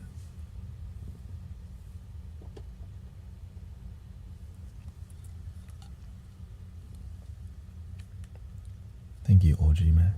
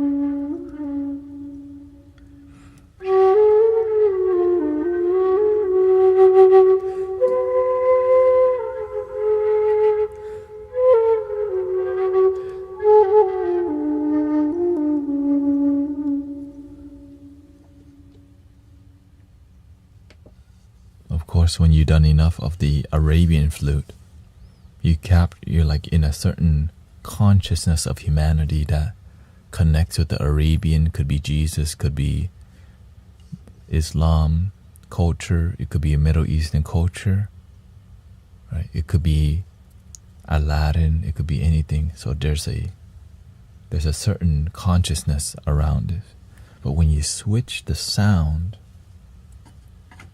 it takes you to another dimension of consciousness with a different relationship. Right.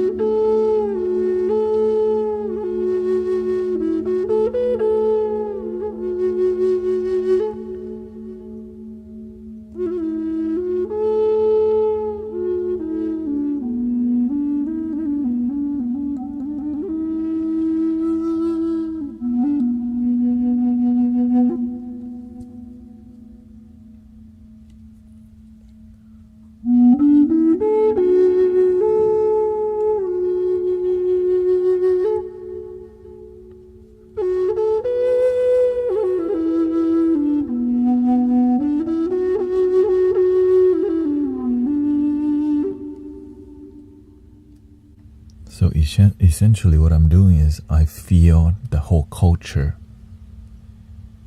right? And I could add pieces.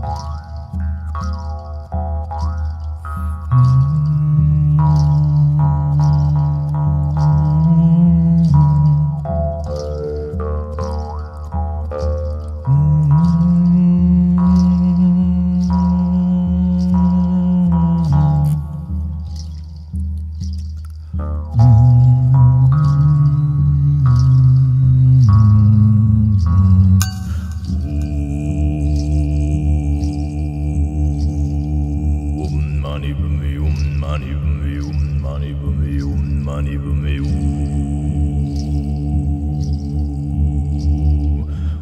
mani padme mani padme mani padme.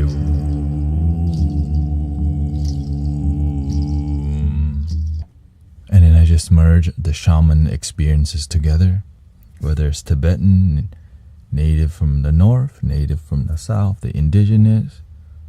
Sometimes I merge in a little Buddhism, Japanese inspired. It could be anything, but the whole is like this earthiness that heals, which is like a more loving fire that's not flaming hot, you know?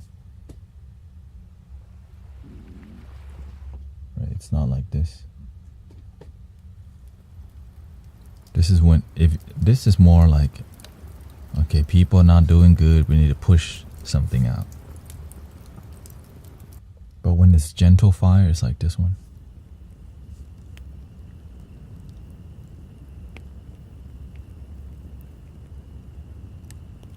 Earthy, crispy.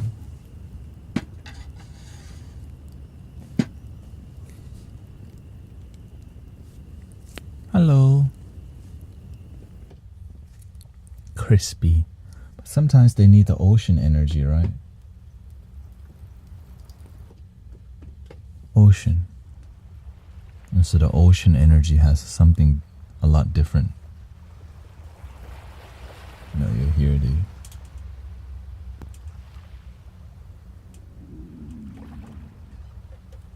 whoa, that's not the ocean.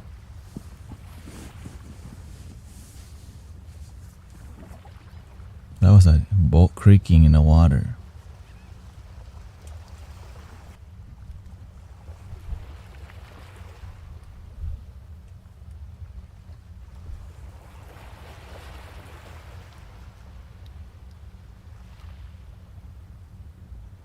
I think it's amazing how you get to observe, study. I think that's what we do as human beings. We pay attention to each other because we need to. We learn a lot from each other. What's up with what's a lot of anger coming up today, huh? When the energy is more yin, the weather is more cold, inside is more hot. And when the weather is more cold, we're less active. We're doing less, so we have more energy inside. And when we have more energy inside and nothing to do, the energy goes to us overthinking or complaining or being, which can lead to us being moody if we don't engage our body. Because we're too comfortable that we lack the discipline. Is your birthday? It's also my anniversary of my birth. Just say it. Please sing me a birthday song. Happy birthday to you. Happy birthday to you.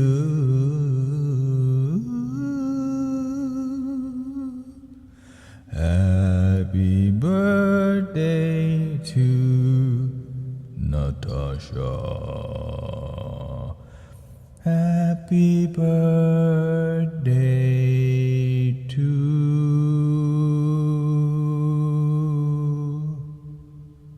you.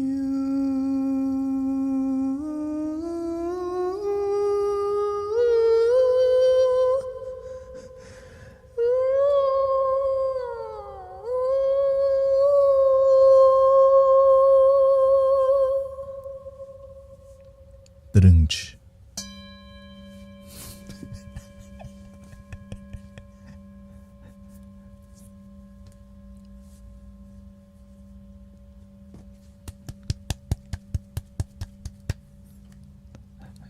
Do I gotta start using the hotkey? Clap, clap, clap, clap. They have a hotkey for applause on here too. Maybe I should, but it's loud. That's the thing. See, hotkey.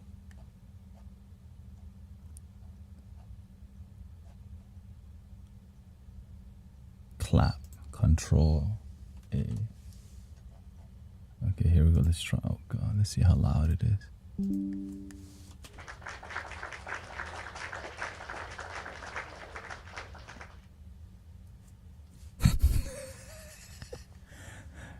That's not sexy though. You know, I'm trying to hear something. Ta-tan! You know, something more. That's so. Come on, TikTok. Y'all can come up a bit better. Sheer. Oh, there's a triumph. Triumph. That's what I'm talking about right there. Triumph. Okay, let's try it now. Try the triumph. Triumph. Triumph. Tan, tan.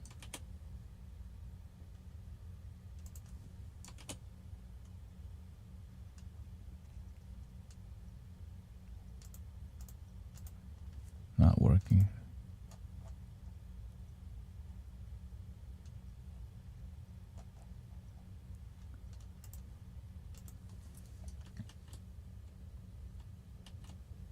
Okay. No tan tan. Oh, that's disappointing. Sound effect. Okay, no triumph. Okay, let's just go to cheer. Yay.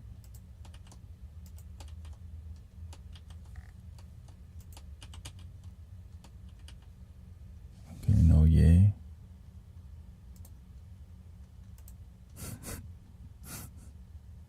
Hey, what's going on? Okay, maybe only clap.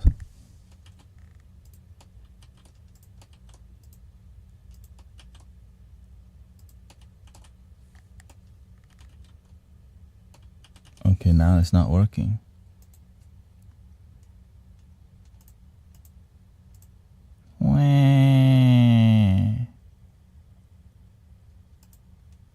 Okay, that means triumph will eventually work. So I'm gonna place my bet on triumph. Okay.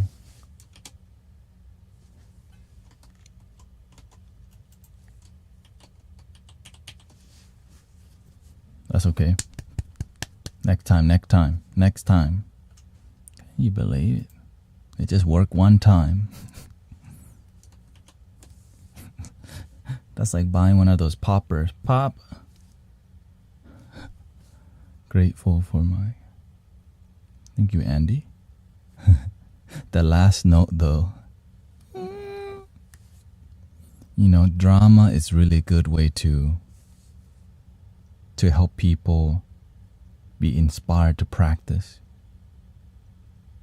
Right? Or it can just entertain you and doesn't inspire to practice. Right? And so that's why that's why we need all this, because it's theater, but a theater that helps people versus the one that just sell ticket, you know, which, you know, that's a job. Hollywood.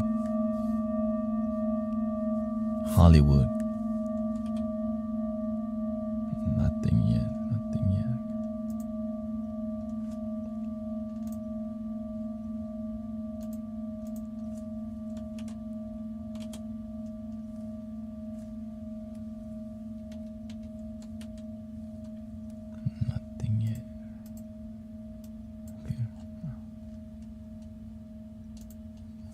I got a friend in Hollywood. That means she probably...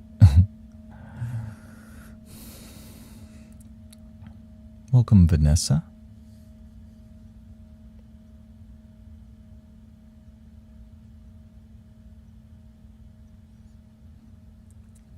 You know, authenticity, it's a really... Authenticity and being genuine is something that I figured out later in life, because it's a high value. Because you can't turn it off. Because if you're sometimes genuine, then it's not genuine. You know? Like, even when the camera closed, I'm still cracking jokes. Like, even at Unity Church, I'm still cracking jokes in front of people. I can't stop it. Because it's like, when it's who you are, you don't need to turn it off. You just have to learn how to make it work, how to be graceful with it. Got a drive time. Okay, thank you. Right. Many people may disagree. Apparently, I make people. I mean, I think everyone has made someone uncomfortable in their lifetime, you know. Really. Just me wearing all blue, like, what religion is he trying to convert these people to?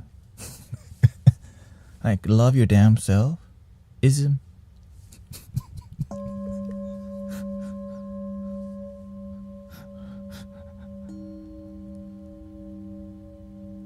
You know, somebody's gotta, like, pajamanism.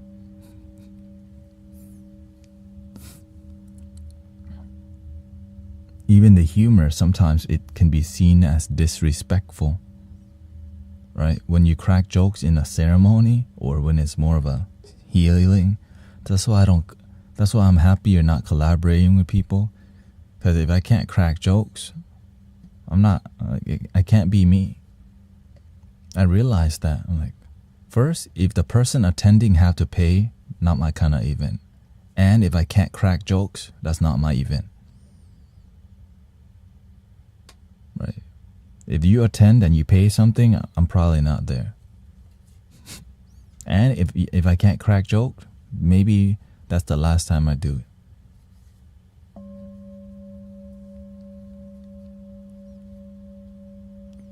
I would like to get a handpan as a beginner. Would you You want a handpan? I hear from all the handpan practitioners, you need to learn to drum first before you get a dang handpan. You need a better... Yeah, crack joke, crack ego, exactly.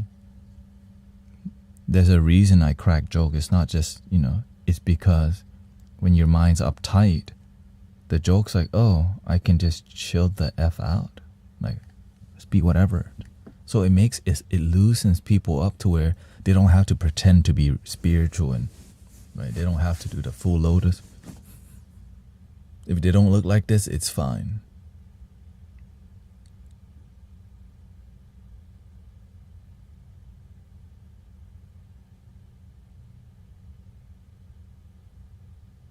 You're still moving. You're not spiritual. If you scratch, you're not spiritual. If you complain, you're not spiritual. If you blink one time, you're not spiritual.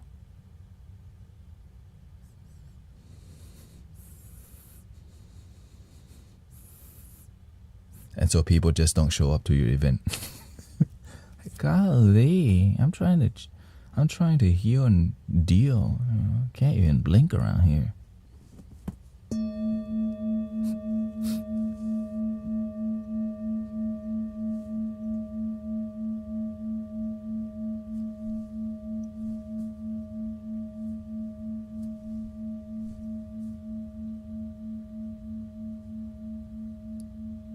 Imagine every time you had to blink, you had to cover your eyes.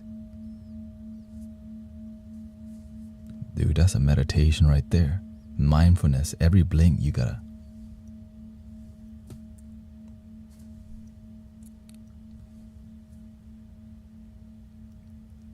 See, we found a new meditative skill right there.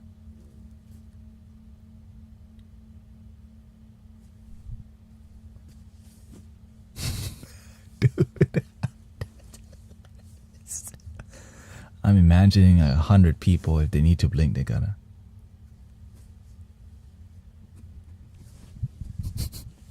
Just the whole time.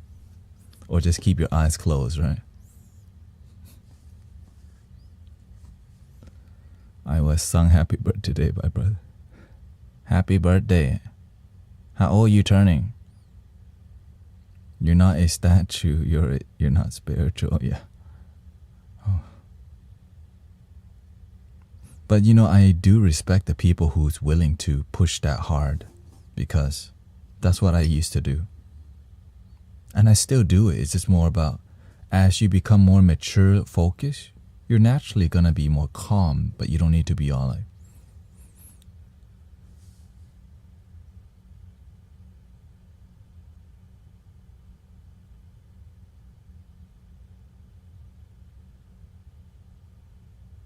chill, relax, chill,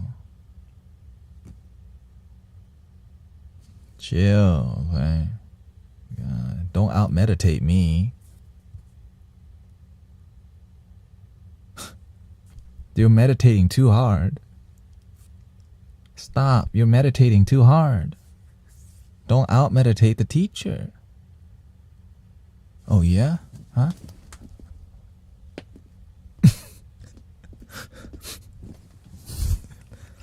Oh no, he didn't. Don't make me do that on one arm.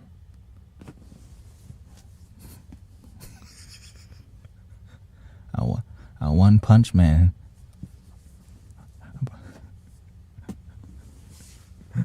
Don't float away.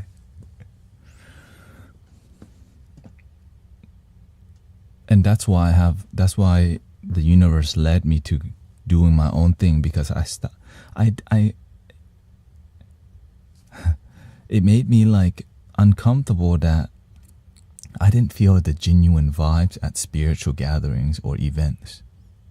I just felt a lot of spiritual ego, and it bugged me a lot, because I was just looking for authentic, grounded people, but instead it was more about being seen as spiritual. I am a healer. I meditate. I know about the chakras because I have a shirt of the second chakra system. Notice my spiritual.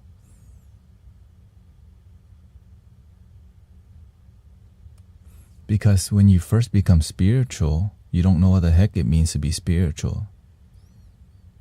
Right? You're just doing what you think, and as you become more mature, you're like, being spiritual is just about genuine happiness. Right? But in the beginning, you think, okay, oh yeah, I'm a spiritual. Let me spiritual out.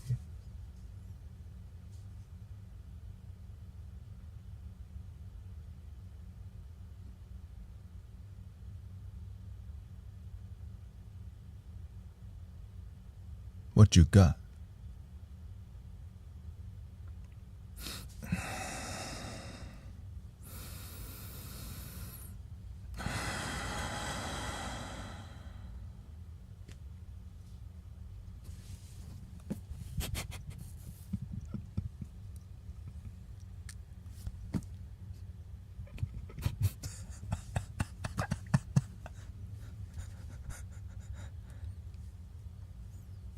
Just like the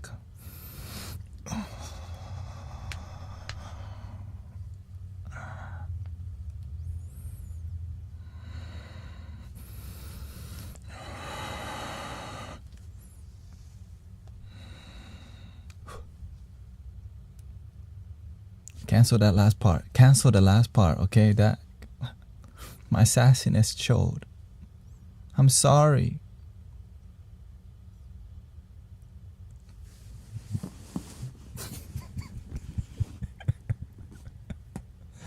I'm sorry.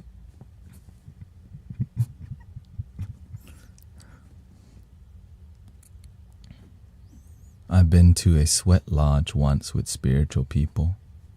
Quote, spiritual people. One of which introduced herself with her spiritual name. We had to leave early. The whole vibe was unauthentic.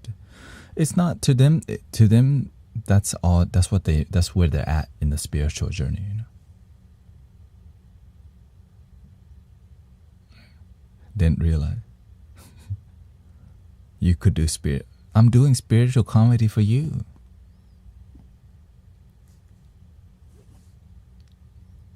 Right? Like when I first was practicing spirituality in an authentic way, I became obsessed with Zen practice, where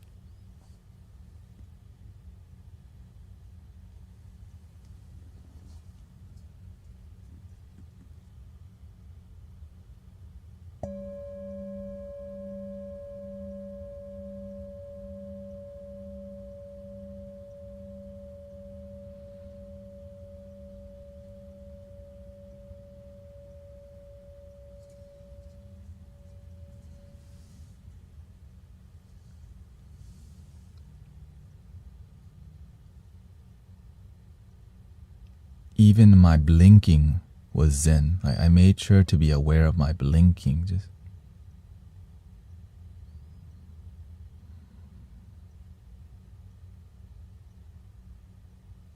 Or I had a rhythm to my blinking, which was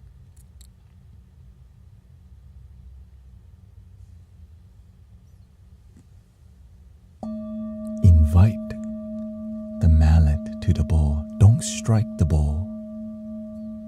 Invite.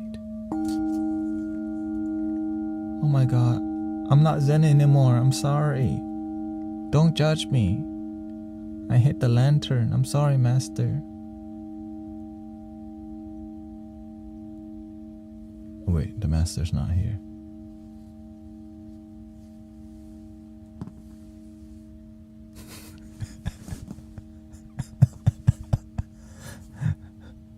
Right, so everyone comes from a different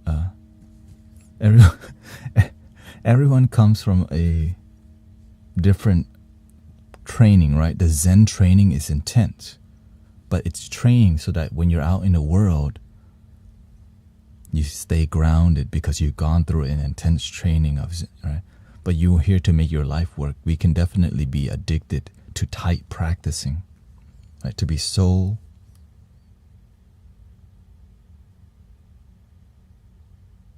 and when you make a quote unquote, like when you make a mistake or whatever, you're like, you think something's wrong with you. No, everybody make a mistake. It's about learning from it so it doesn't happen too much. Right? Sometimes I accidentally whack the ball, but I don't make it a big deal because I just know, okay, slow down. That's it. But whenever, it can stress you out to be too Zen. You know what I mean? You're so mindful that you're stressful.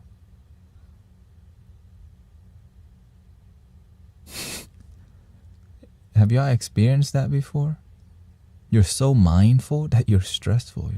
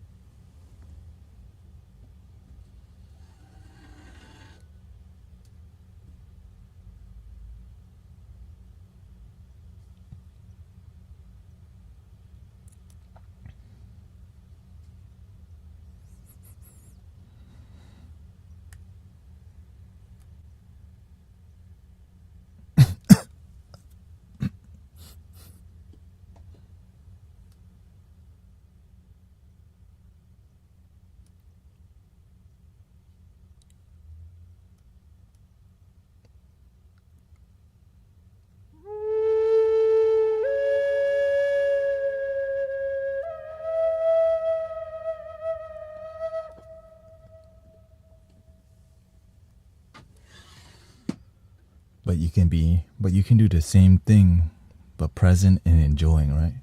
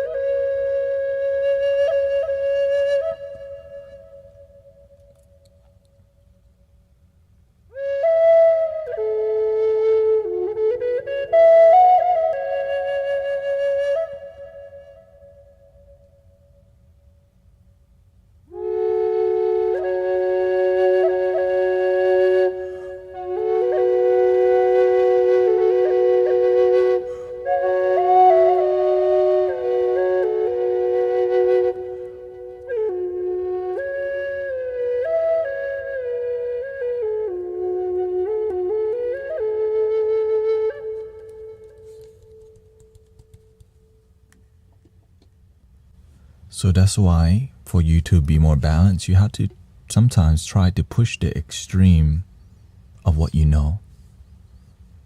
I'm gonna be honest, I'm crazy enough to push the extreme of misery and attachment to what I thought was like mindfulness. I'm willing to walk around like a freaking ghost because I'm trying to figure out the truth. right? What is the truth to me? Right? And so when you see what is too meditative and too zen that your life is not practical, or what is being too loose that your life is disharmonious, right? What is if you don't have any money, how your life ends up? If you chase the money too much, you can lose yourself. What's the balance between? What's a healthy balance? And so in life, I believe that you're just looking at how to balance it, but to experience balance, you have to experience what is the extremes to you. Right? And like happiness, you have to figure out how deep your self-love can go and how shallow it can be. Like how just deep depression and too much gratitude to where you're just obsessed with gratitude, but your life doesn't work out because you're just practicing so much, you're doing too much spiritual practices, but your results isn't effective, right? They're like the Pesica Pisces. And so all these diagrams are already here. It's about the practice of these philosophy, that yin and yang, right? We see it as a non-moving 2D symbol of two fish swimming into each other, black and white and a little dot. In real life, it's always warping, but at the center, you know where to warp it. Do you need more yin right now? Do you need more yang right now? When your environment is yang, you need to be more yin. When your environment is more yin, you need to be more yang. Right? When your internal environment, when your brain is more fire, you need to practice more water.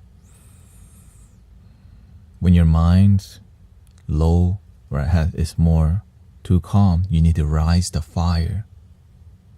Make your life effective. Choose for it. Be responsible. And that's the philosophy I use every day. That's how I operate. I look at the energy of the community. What's going on? Are we more yin, yang today? Are people angry today? A lot of anger, a lot of sadness. Do I need to do more talking or music today? How do I feel first? Right? Do I need to practice more yin for my happiness first? Or do I need to be more yang? Like if there's a lot of yang energy in a community, then I need to be more graceful with my tone, with my voice, to match so that we can have harmony in the sangha, the spiritual community. And it always can shift, right? Because there's negative yang and there's a positive yang too. Right? When the fire is too much, right? You can see it when the fire is negative, like it's anger, right? There's a difference. There's like determination, right? There's a drive, there's a courage. But whenever it's poisonous fire, which is like anger, sadness, it doesn't serve you. Now, it does serve you because it tells you, hey, this is your limit. Right? That's why we talk about anger a lot, because we don't like it. You had your limit. Anger is not healthy. You intuitively know anger is not healthy, but you don't know where else to go. Oh, look, you need to go to freaking timeout, chill the F out. Water energy. Let the fire calm down. There's no throwing water on your anger. It doesn't work. You have to learn to cool, let it fire die down through time. Which is called patience, practice, discipline.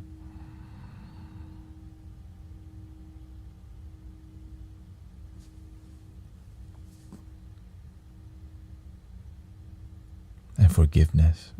Forgiveness, I love. That's a big word to me, forgiveness.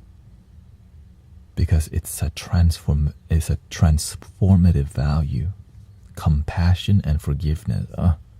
You know, Guan Yin Bodhisattva helps you to forgive. When you hear Om Mani Padme Om Mani Padme Om, that's the more like, hey, look, it's time to move the compassion, right? But before compassion, yeah. Namo Buddha Kwante Am. Namo Buddha Kwante Am. So all these are just mantras and tools.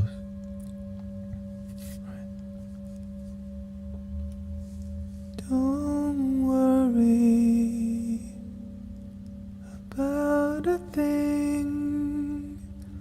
Every little thing is gonna be alright. Don't worry about a thing. Every little thing is gonna be alright. Rise up this morning, smile with the rising sun. 3 little birds perched by my doorsteps, singing sweet songs of melodies pure and true, singing, this is my message to you, singing, don't worry about a thing, 'cause every little thing is gonna be alright. Singing, don't worry about a thing, 'cause every little thing is gonna be alright.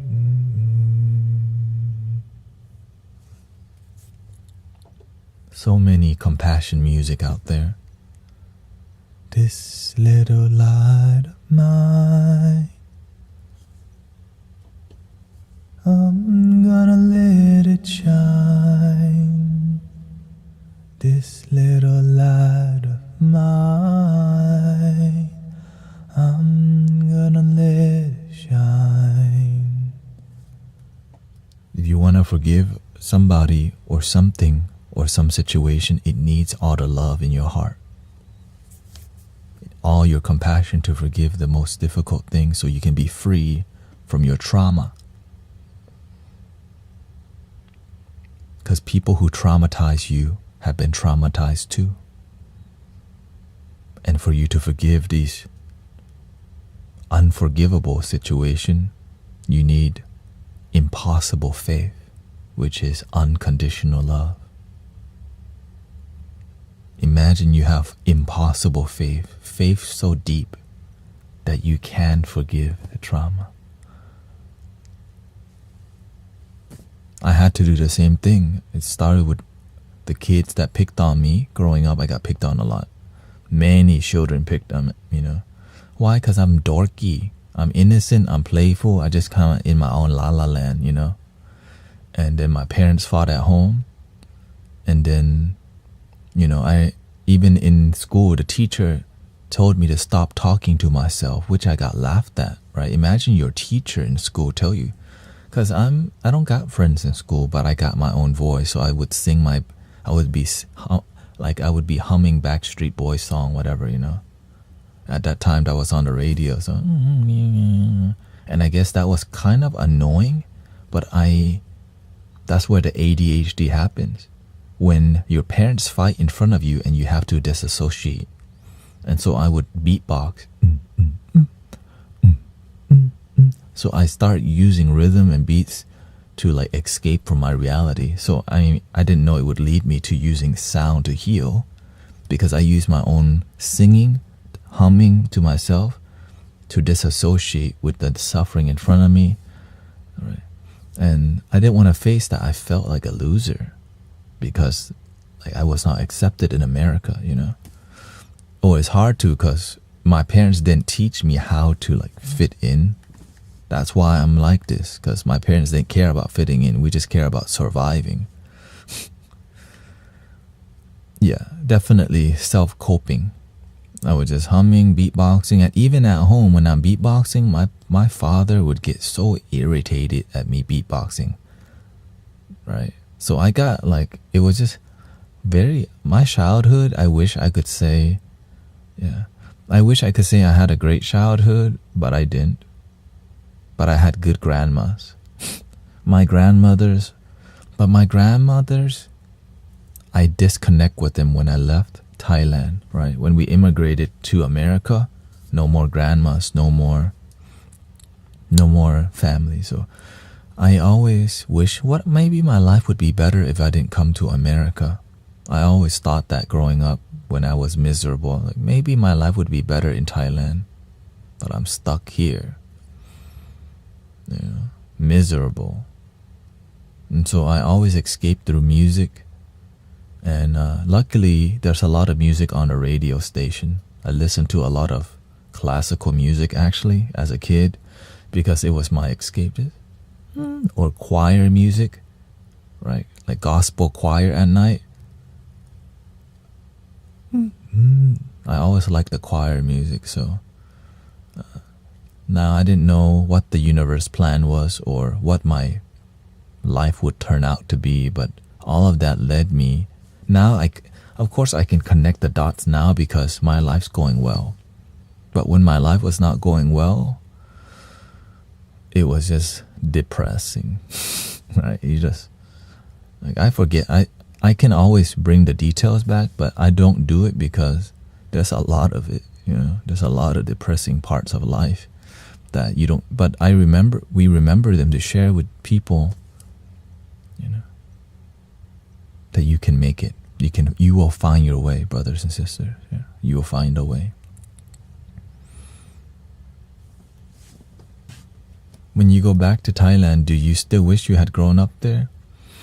I don't think like that anymore because my life, I realize what I have in my life is a miracle. I don't want to change a single thing in my life because I love who I am today. My life's amazing today, but it used to be the opposite, right? And I realize when I experience that kind of life, I get to inspire people that they can do it too. Because if my life was like good upbringing, no ADHD, no misery, I fit into American culture, right? Then I wouldn't be who I am today. So I don't think about what if anymore, or I wish these things. I just decided to make life what I needed it to, you know. I just made life work for me. That's it. Make your life work. I got sat in the hallway alone because I talked and hummed to myself. Yeah. Right, because kids and also animals, they process the same. They just find a way to, right? We just find a way to. Some kids cry, right? Me, I just bottle it in and hum. And imagine years of just being, and so a lot of my life was just in my head, overthinking, over visualizing. My mind was so active that I was insecure, unhappy until my life crashed towards substance abuse. And then the awakening helped me to see, wow, why didn't anyone teach me to let go?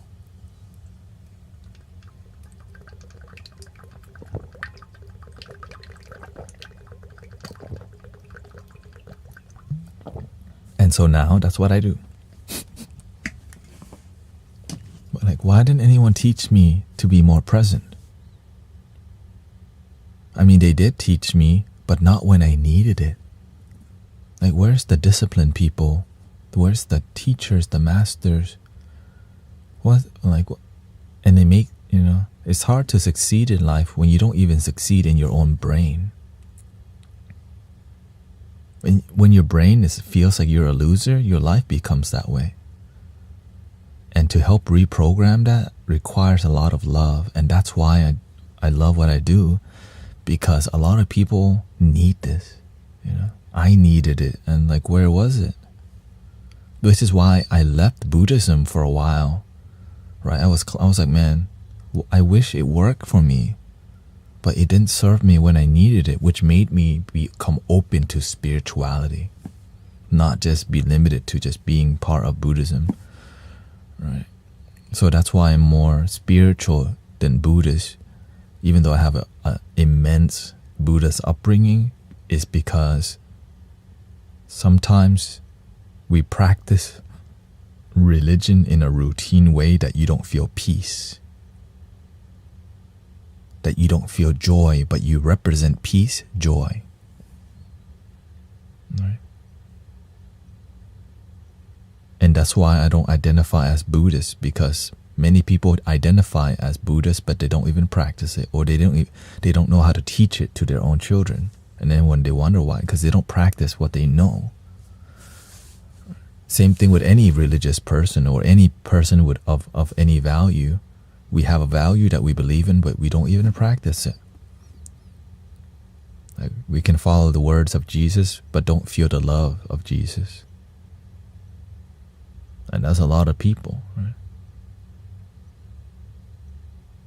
And of course, we have to give a shout out to the great people who are humble, loving, and represent, love and light in any place. Whether you're not, whether you're agnostic or not, it's just about authenticity, love. Yeah. Fractal says, ironically enough, the most drug abusive person I know taught me about letting go, not even just normal, right? Yeah. So this is a spiritual community, right? That's why it's peer. This is a peer sangha. You just show up. You don't have to be here.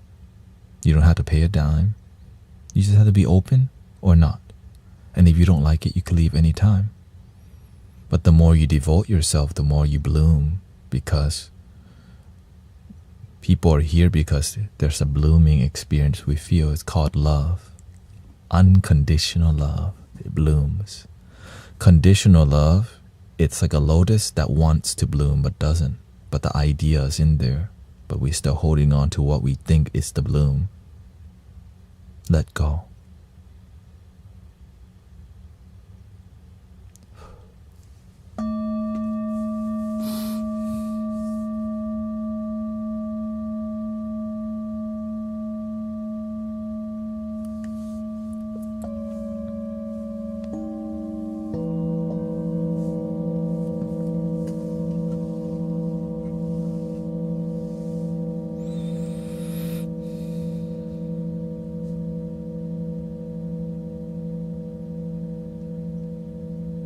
The person that taught me to let go, I was learning how to let go, and I literally just asked the universe, which at that time I called Buddha. Right? I didn't believe in anything but, okay, Buddha, I'm willing to try out the relationship, like testing the relay. Show me how to let go. And the Buddha just said, let go. And I did that for 3 years heavily. Just every meditation, let go. Any sadness that come up. But that Buddha nature, that relationship could be a relationship with Jesus, with your grandma, with Buddha, with Mother Earth. It's all the same presence. Because if it's from the heart, you have faith. That's where the faith comes from. You don't know if it's real. Maybe you're just making it up, but the thing that you're making up is actually good for you until it's not. Then if it's not good for you, then you want to shift, right? Because the real master is you. You can have the relationship outside, but you're the captain of the ship. Let go.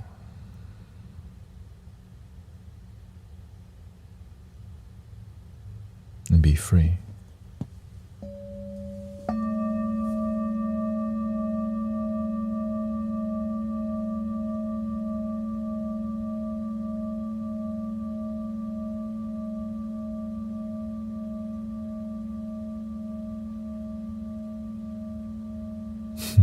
Okay, Annie, thank you.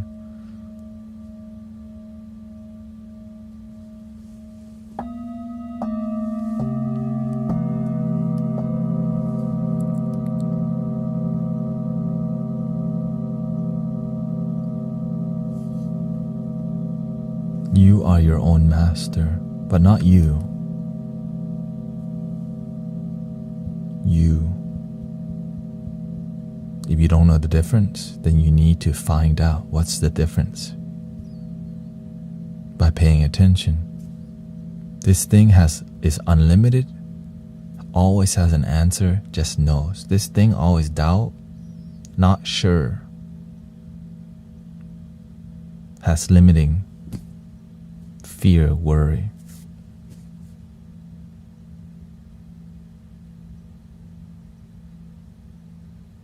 This thing has knowing, but understands this thing is part of the human experience. So you have to have this thing called discernment. Because sometimes you could be too spiritual that you're back here again. Because the spiritual you're practicing has nothing to do with authenticity. It's more about what you think is spiritual. But the genuine love is not felt. You're just following what you think is genuine love.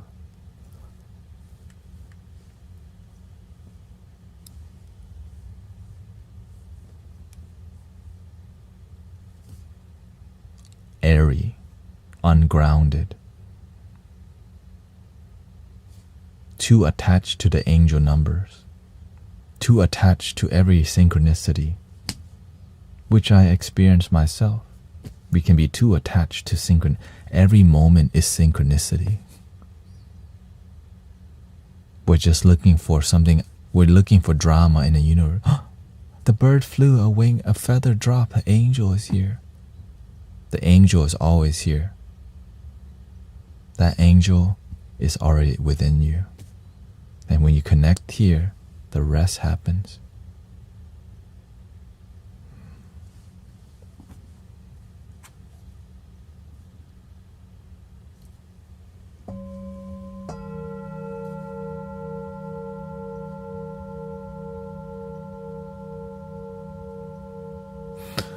Can you talk about the dark or shadow?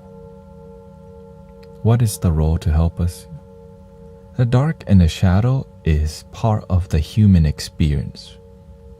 The spiritual, the heart experience is just one love, one light, no shadow. The light and dark comes from here. The dual mind, which is a reality in the human realm, in the human experience. The negative things in your life teaches you how to make your life better. If you realize there's a duality to every emotion, right? If you're in a shadow right now, you're learning about the light. And as you feel more light, you're learning about the shadow. But if you learn to live from the heart, you learn to use and help people see the light and the shadow and return to this unconditional light where you can help more people. And so we all get to help each other move away from the matrix, doubt, fear, words, limiting stories, parental programming, cultural programming, governmental programming, all these things that limit you from your true self, which does exist, and to return back to the source where you never left. Right?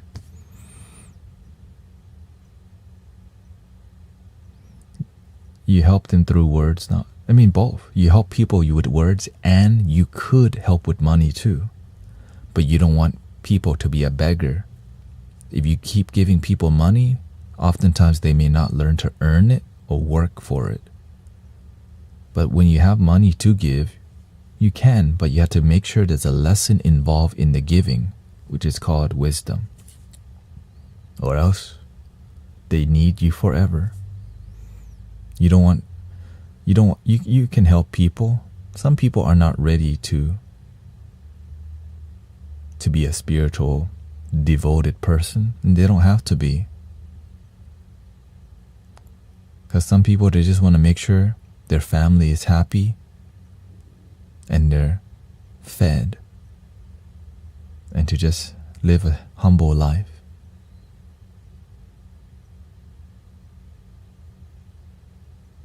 But some people, they're inspired to be a light worker, bodhisattva, a humanitarian, dream about uniting humanity, making a difference in a unique way that requires more effort and not just live a simple life. Some people are fine with a simple life. There's nothing wrong with that. There's nothing wrong with just wanting but the issue is when you want the simple life but you can't get it because of lack of wisdom. Now that simple life has to become a spiritual life, and being spiritual is about authenticity and genuine happiness that leads to great result. The result part is huge because you can be spiritual and you can deeply practice, but your result, it's like making orange juice with 5 oranges but only a little juice come out. That's not effective. How you put 5 oranges in and just a little bit come out? Because you're not your fruit is not effective. You're doing a lot, but it's not right. But you're not getting the result that's fruitful. You just seem right, because sometimes we think our life is fruitful. Thinking that life is fruitful doesn't mean you actually experience abundance, which is tricky because there's a lot of people that will trick you. Why? Link in the bio. Buy one, get one free, half off, Black Friday sale, Cyber Monday, Tuesday, Wednesday, Thursday, Friday again. Right. And so there's a lot of people who will capitalize on your misery because people need money.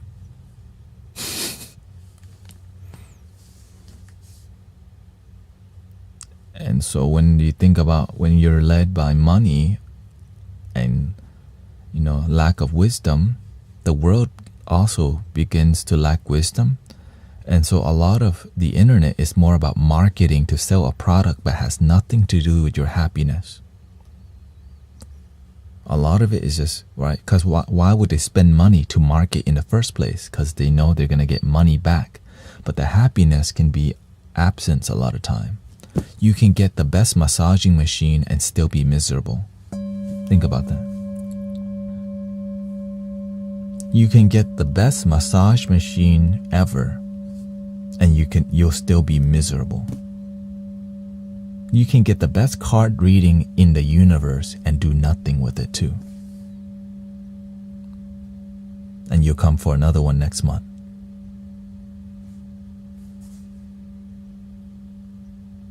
And still be miserable. Very lucrative business, card reading.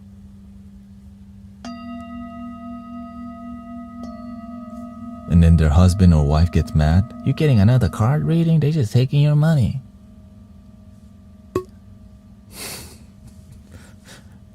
And then you're like, right, the cat, right, the cat dog experience. La Quinta Inn, $20. But that's the new age, that's the old age spirituality. The new age that's really happening is called helping people unconditionally, focusing more on authenticity genuinely and donation based helping people, because you need to be pretty extreme to make a difference. Right? Think about Mahatma Gandhi, why he's popular. He's willing to walk miles to go get salt as a demonstration of we're going to live our damn life, even if we have to walk to go get some salt to make a statement.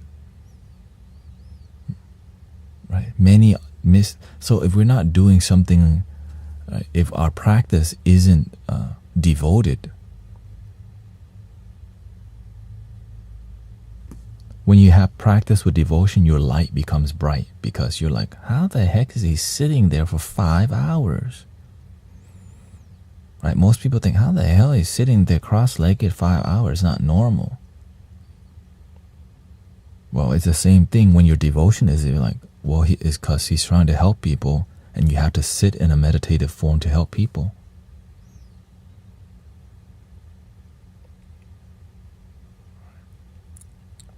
And it's easy to get corrupted if you don't have discipline. Right? People always ask Mystic Village grows, many people want to hire us. Right? They want us to be part of their ticket sales. But that's not what the Mystic Village is about. Right? Like, do y'all do events? Like, they have a venue in mind, and like, it would be great to see us as a, right? Dude, playing flutes, that's like $40 a head, and we could fit 100 people here. That's the kind of people that want to collaborate when they see us, you know. But I don't do that because it's not in alignment with my values as the Mystic Village community. Right? If you're gonna come to the sound bath, you pay nothing. If you want to give, you can. If you don't give, you don't have to. That's where we're going with the New Age spiritual devotion. But that requires us living humbly and not being excessive with the way we spend or our purchases. Right? Because live streaming initially, this doesn't, like, when I first started live streaming, I made $50 a month. Think about that. But I'm crazy. I'm like, I think it's working.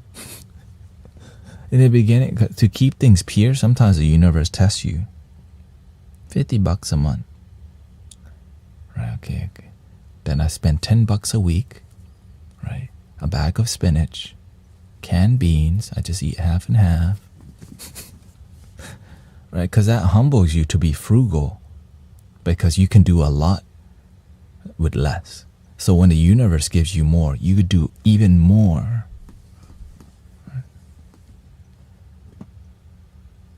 I wanted to give up many times, honestly.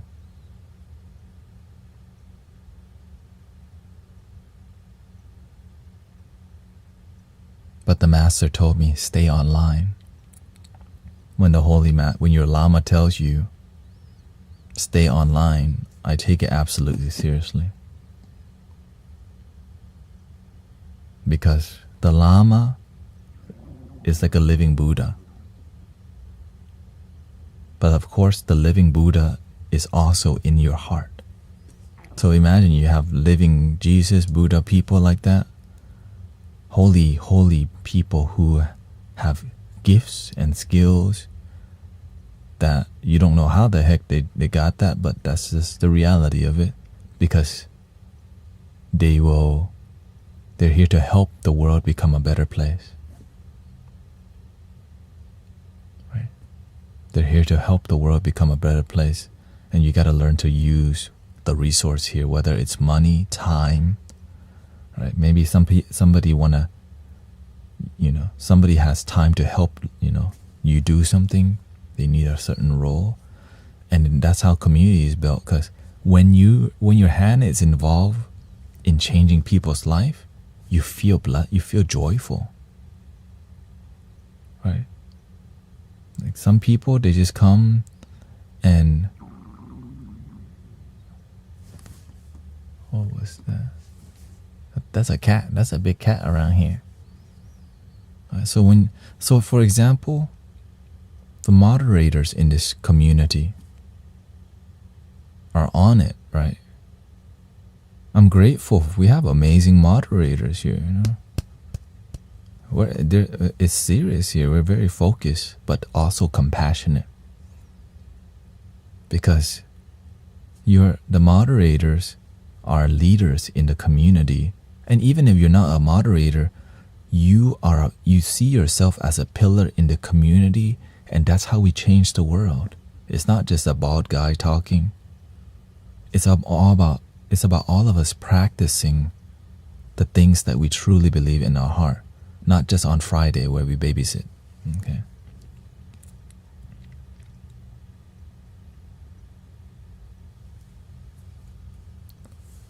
How do you manage to buy all donation? Everything you give to me, I just like, how can I make this better? Right? I'm thinking I need my own studio soon because, well, what is that gonna take? Well, you have to grow your influence, right? Make music, grow your influence, and as I grow more, then I give more. Right? What's the point of growing more if you're not gonna give more? Why would the universe give you more if you're not a giver? Right? If you're a taker, then the universe will take from you. But if you're a giver, the universe always gives you. This is the basic.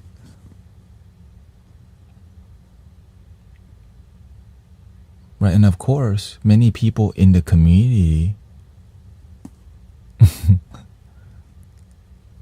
what kind of studio? Well, the thing is, I want to sound treat the room. Right, I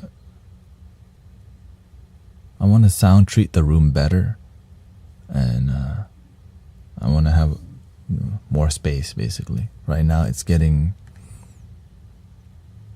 more about growing. More about growing.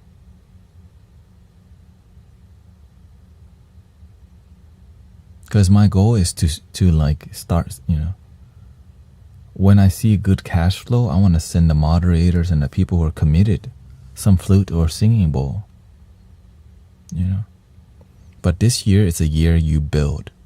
There's a time where you build, and there's a time of course, you're always slow. But sometimes you're more aggressively building a certain part of your life. Sometimes you're working on your relationship with your wife. Sometimes you're working on your relationship with your community more, right? There's a more prioritized things, right? But right now I'm aware that the audio in this community is excellent. It's so good, you can hear the cat in my stomach. Meow. You know what I mean? So, but of course, my standard, we had to dream. I know there's levels above this, but we're not there yet. Right? We're at a great level, but I know there's one more, which is excellent. Once you get to excellent level, then you wanna slowly improve parts that are excellent. I mean, that are just great, right? But of course, baby steps, because if you build too quickly, it can fall quickly too. Like the reason why the Mystic Village locally is growing so beautifully is because we've been doing it for 4 years. Right. The reason why it's growing here because I've been doing live streaming for 5 years. I didn't give up on my baby. Right. What's my baby? Unite humanity through sound. In the beginning, I didn't know sound healing would be it. But right now, sound is uniting. But I'm aware what the real sound is here. Right? I'm aware the voice that the universe blessed you with could be used to change people's life.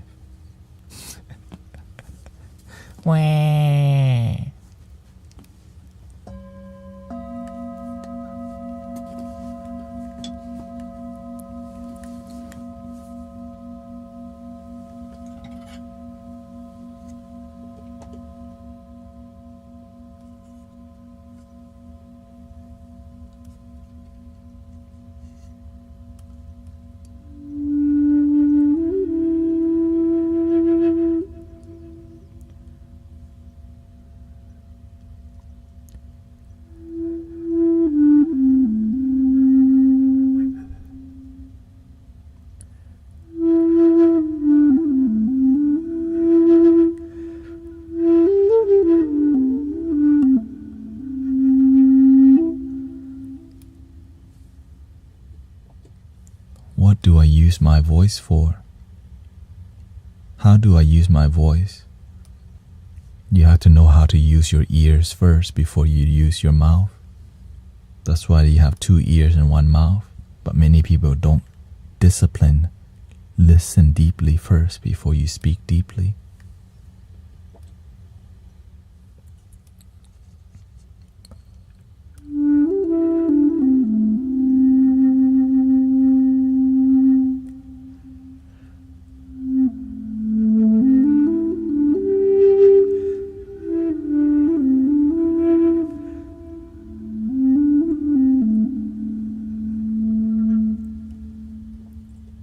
Because listening is very humbling, but you get to pay attention to what you hear, eyes, all your senses. So when you're listening, you're not just doing it with your ear, you're doing it with your full body, spiritual body, human body. Do you believe in Buddha ideology? Yes, I practice the teaching, but I don't follow the religiosity, because sometimes we're doing a lot, but people are not more peaceful. They just act peaceful while they complain inside.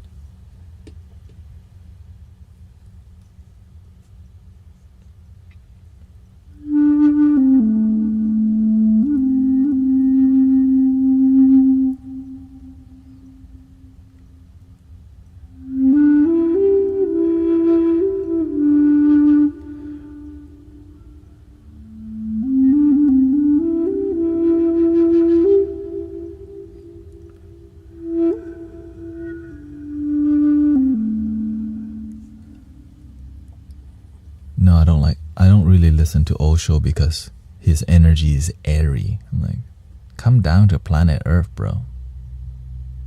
I feel his energy is too floating around. I can't listen to Osho. Or is it, yeah, Osho. I think Ram Dass is a lot more digestible. But Osho is like,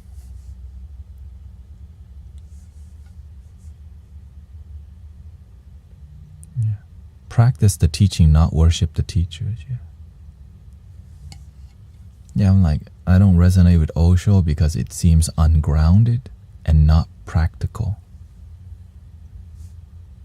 Same thing, that's why when I see Sadhguru, I feel the same thing. Like, why don't I feel like the energy of like Sadhguru? I resonate with what he does, but I'm not inspired, only because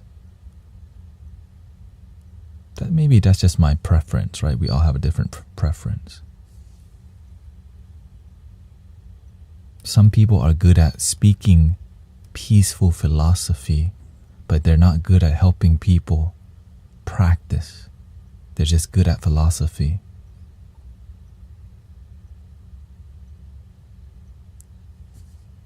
What's the point of knowing philosophy if you don't practice it?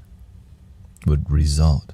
Sometimes you practice it but no result, or the result's not peaceful.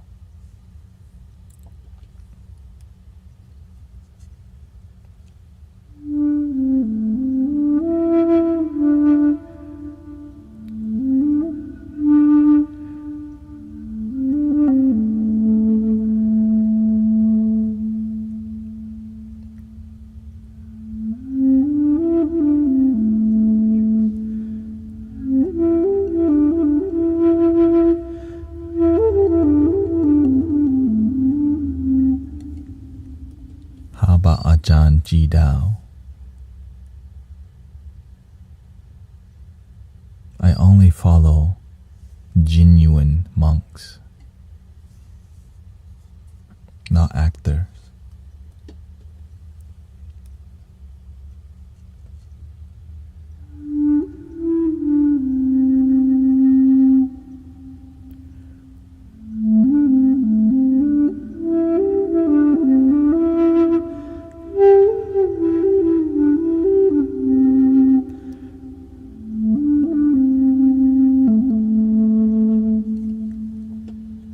Osho may work for you. Like, here's the thing. I used to listen. Wow, Yogini Tech is back. have your life been peaceful, sister? Long time.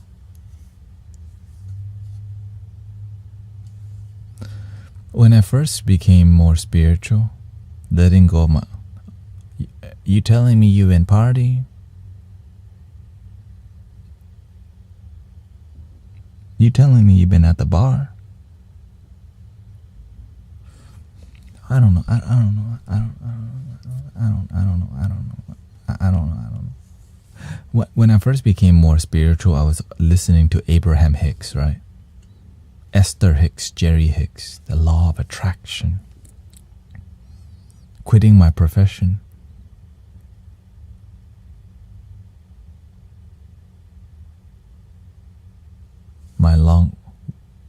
Okay.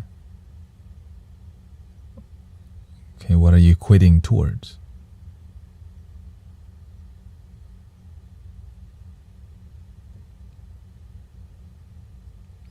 And so I realize a lot of it I like because I like the teacher, how they speak. But the wisdom was more about joining a certain... It felt cult-ish, like you're in on the law of attraction, the vortex, right? It's like more, it's more like you're in on it than actually living a life with great result, peace and joy. And a lot of times when we follow the law of attraction, we're trying to get some money or relationship, right? It's more about what I want, but what you need is a lot different. And so I had to eventually realize that's... And a lot of what Abraham Esther Hicks, a lot of it's selling a lot of books, workshops, money-making Western spirituality that I was open to. I actually went to a workshop, and it was more about... I recognized it was more spiritual ego than spiritual practice. I like the spiritual ego in front of me talking. Sounds very great. Right? Money for sure. Yeah. And that's fine. It served me until I realized, wait a minute, I'm more attached to the teacher than the practice, because the teacher, that's how, right? That's the message, right? You're in on some secret, which sells a lot of books, lots of cruises, lots of abundance, lots of money. 3-part to a person's... And so, yeah, I don't know the 3 parts to a person's ego. But I'm sure, yeah. I have a hard exam tomorrow. Can you please make some positive vibration for me and pray?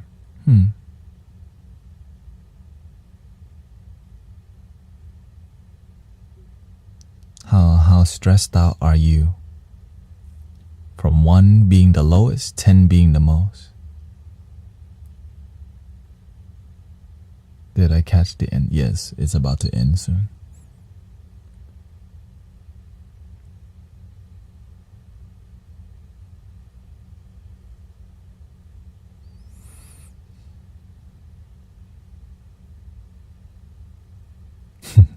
Super.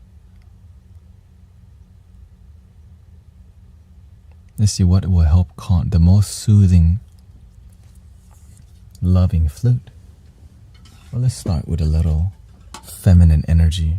What are the... I don't practice. I just know the one ego is... Right. I learned from the master to not follow too many maps, because you can get confused, because many teachers teach different things. If you follow too many maps, it's like, oh, then your mind becomes wound up. And that's fine. It's just I realize the more I keep things, like, that's why I don't go to Hinduism and learn more, because it can really, because it leads to the same ocean. The river of Buddhism, Christianity, all these things, it leads to one ocean. But if you try to flow down 4 different rivers, right? You flow down a little bit, you get off, you try another river. And so it takes you forever to get to the ocean, but you just stick left, right? Just 1, 2, maybe 3, just like, But I just stick to mainly, meditation, sound healing, Buddhism, a little Christianity, right?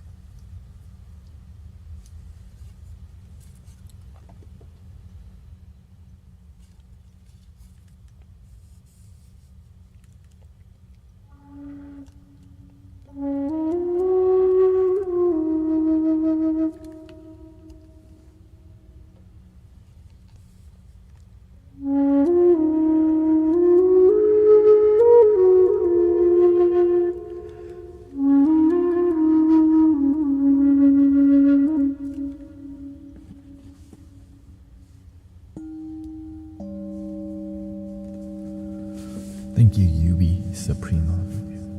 Thank you for your Twitch Prime sub. Thank you, Haley, for the train. Choo choo.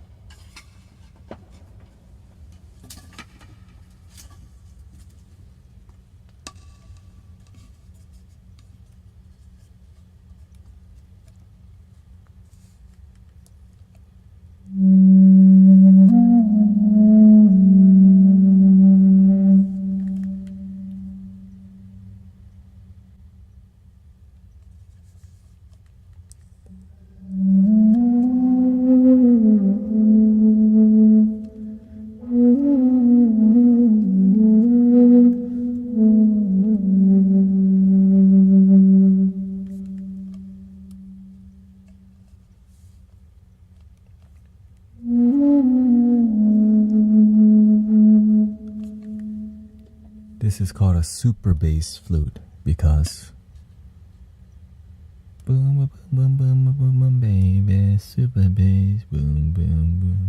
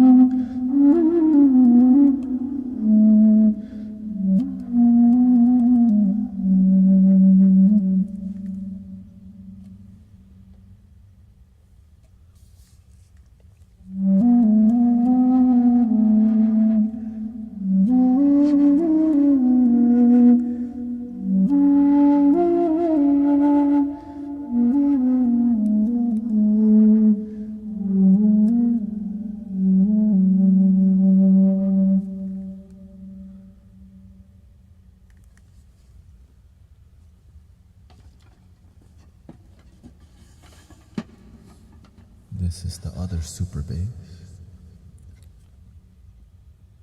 We have 3 now. I mean, 5 really.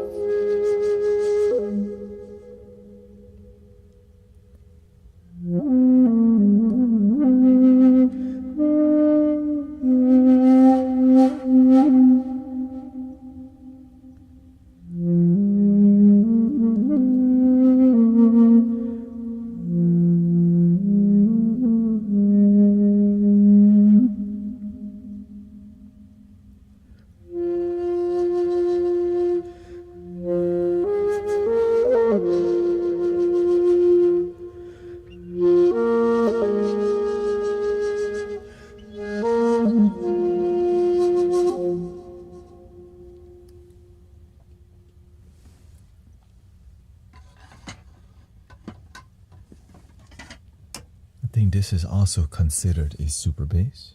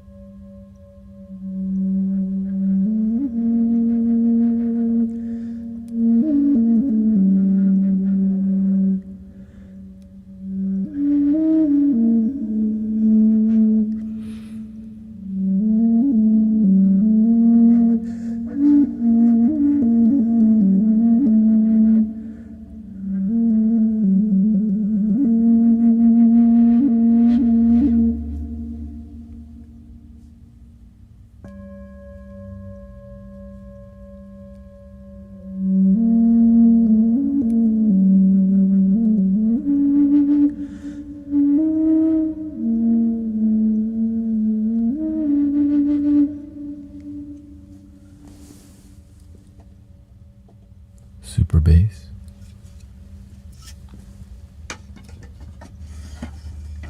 Currently, we don't have a super bass Native American flute, but it's on the way, is being made right now in Brazil. Right, the deepest bass Native American flute we have is this one.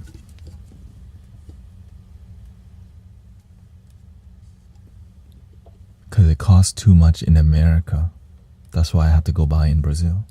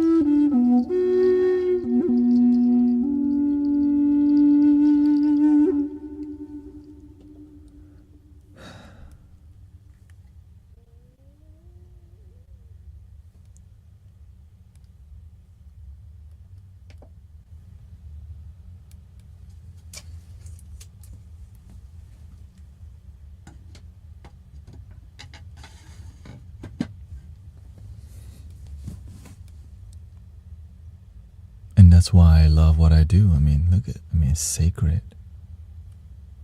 So,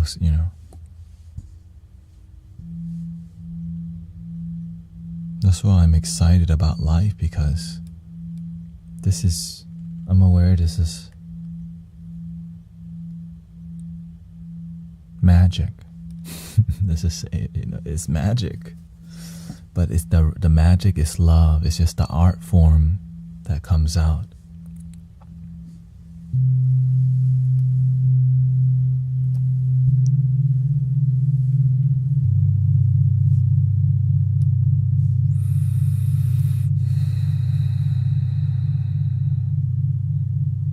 That's why I'm constantly peaceful, because I'm surrounded by meditative art forms all the time. And so I have to check on my energy all the time.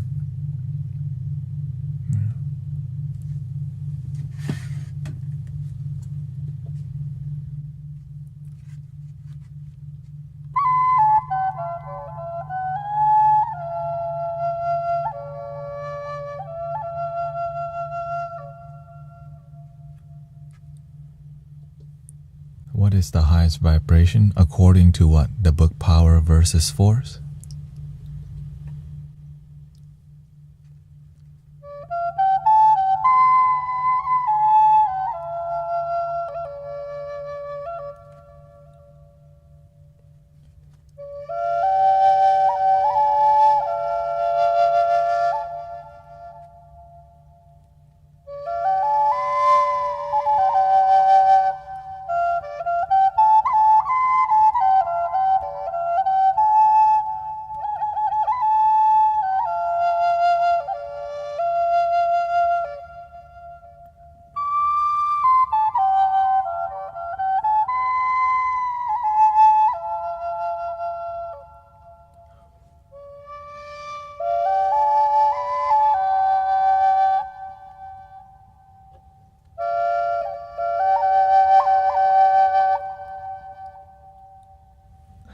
So cute, right?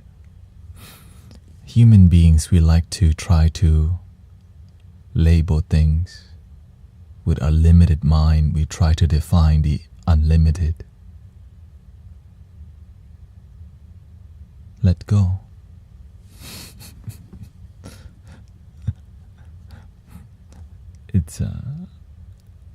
We can talk about love and the definition of love, and talk about the unlimited word like God, and we can't really define it. We try to, but maybe not defining it and not labeling what's the highest, because the ego likes that, the highest. How about just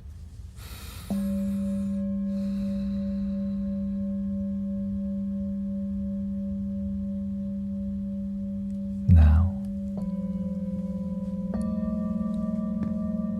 But you're welcome to have fun, the highest happiness. Bliss must be the highest. Divine bliss. Holy enlightenment bliss times a jillion, a gazillion. What can beat that? 2 gazillions. Is that even a gajillion? That's not even that thing. A gajillion. Maybe that is the most divine currency. 100 gajillions.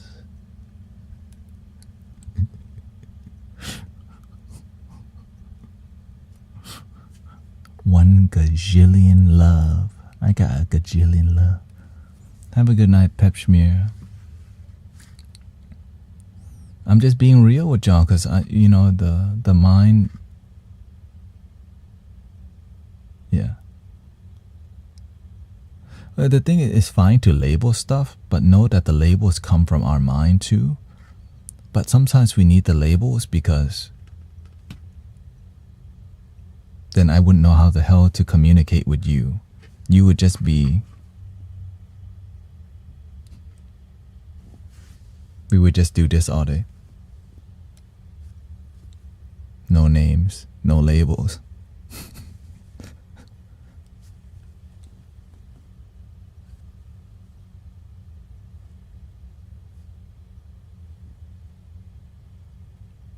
Like intuitive.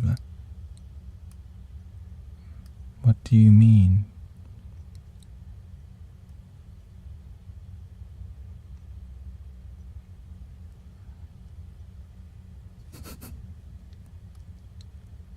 Welcome.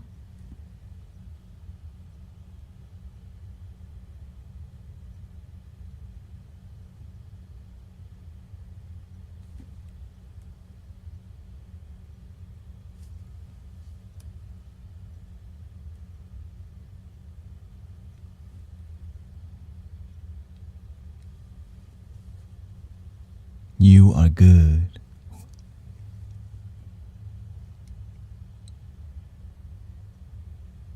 You is a label.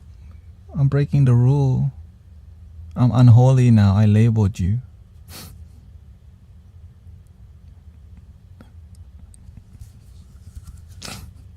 That's why I focus on genuine happiness. Like when you're actually genuinely happy, that's enough. Be whatever label you want. Just be genuinely happy. And if you're not genuinely happy, how can we work towards there? Right? How can we work towards genuine happiness that doesn't need someone outside to validate you? Notice me. Don't you see? I'm wearing a spiritual outfit. Don't you see everything spiritual in here? See, we have bamboo and stuff. That's earthy. Notice it. Even this mat is bamboo. You see how spiritual? This is spiritual stream, okay?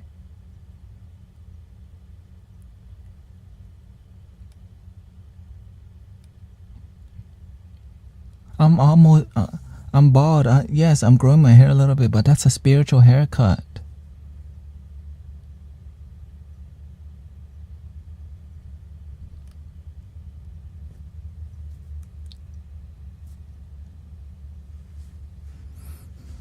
And then what do we do? Stop judging me, but the one that's judging you is yourself. Oftentimes, it's just us. Which is fine, because what? Sometimes we judge ourselves. Nothing wrong with that. Right? Are you trying to say? There's nothing to say. I'm so spiritual, there's nothing to say. Please tell me how to do this while going to not judge yourself. When you judge yourself, you don't judge. Your mind judges yourself. Your heart, it watches the mind judge and it goes, "Oh, I still love you."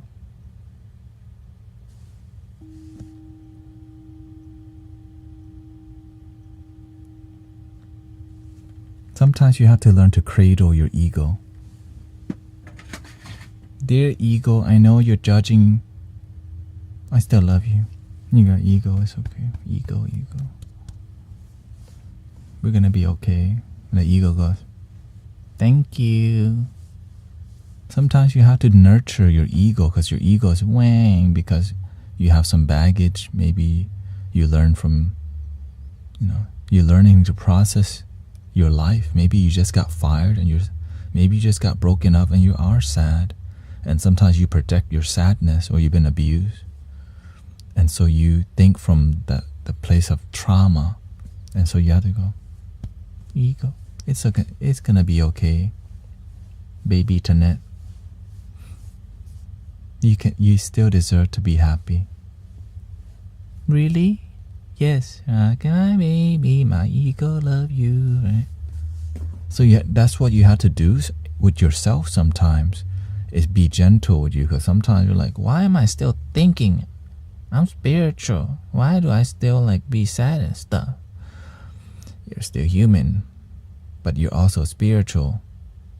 It's just sometimes you have to let yourself feel some things because it's the truth.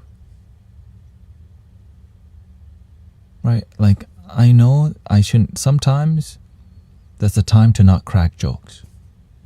But whenever there's a chance, double pinkies up. Yeah. Like, so somebody's cat just is, passing away, their dog has cancer. Like, that's not the greatest time to drop some jokes. You know what I mean? I have discipline, but if the joke comes, I'm holding on to that, I'm putting it on the shelf until I have a time for it. And then when the time comes,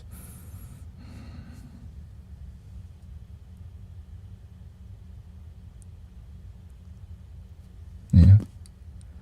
So you have to learn. So with mindfulness, you know when not to play around. Sometimes I play around, and I may offend some people. But if you know me, I don't mean to offend you. Sometimes it's just slip. Some things slip because sometimes you have a lot of fun. You're like, oops, my bad. It's not intentional. Oh my God, he's so non-compassionate. Why is he cracking jokes right now? Why is he laughing during the sad part? Because the way I process my life is I laugh at the sadness part because that's how I do it. Like somebody come in heartbroken, I go, here they come again. Here come Yogini Tech. New job coming, huh? Yeah. Long time. Right? Because instead of making it like, you're welcoming it with a little humor and a little wisdom because you care at the end of the day. Right? But you care in a way that's original. Right? Who else I'm just being me. It's just, that's what makes me like streaming so much, is because I'm just actually doing me, and not everyone will like it. I'm okay with that. But whenever I'm on point, I'll be,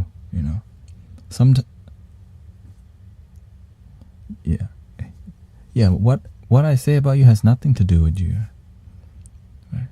But it's more about there may be a lesson involved, yeah. And it's not personal at all, because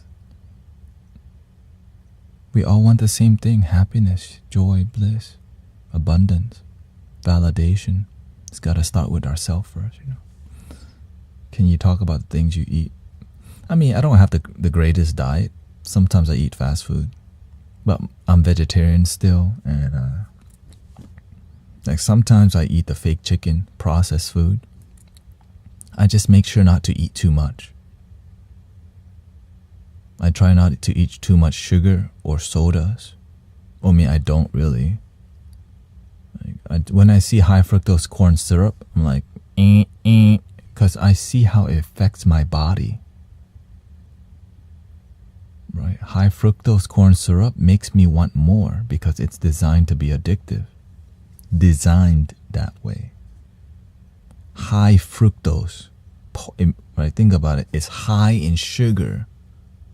It's so high that they have to put, like, sugar's already sweet. But when they label it high sugar, what the hell? I thought sugar was already high, but this was high fructose. And it's in a syrup form, right? And so I sometimes eat ice cream at McDonald's, right? Because it's freaking delicious. It's delicious. I love ice cream. But I know it has high fructose corn syrup. Sometimes in 1 week, if I'm like not paying attention, I may be having 3 ice cream cones that week. I mean, I get it. The calorie count is not high, but it affects me because if you don't watch what you eat and how it affects your body, that's what I look for. Right? When I eat something, how does it affect my body? Right? When you put too much sugar, your body shocks and you feel weird. If you eat too much, your stomach's heavy, like Thanksgiving, right? Luckily, Thanksgiving is not every day, right? That's kind of like, it's a festive, like you're having a feast. When you're having a feast, you eat like a beast, right? And you don't have feasts all the time because there's just a lot, and it's abundant. You're with your family. You don't have to, but it makes sense. Like a wedding, it's a feast. You're not always getting married. Please, I hope not. Please don't always be getting married, because that means you're also getting lots of divorces.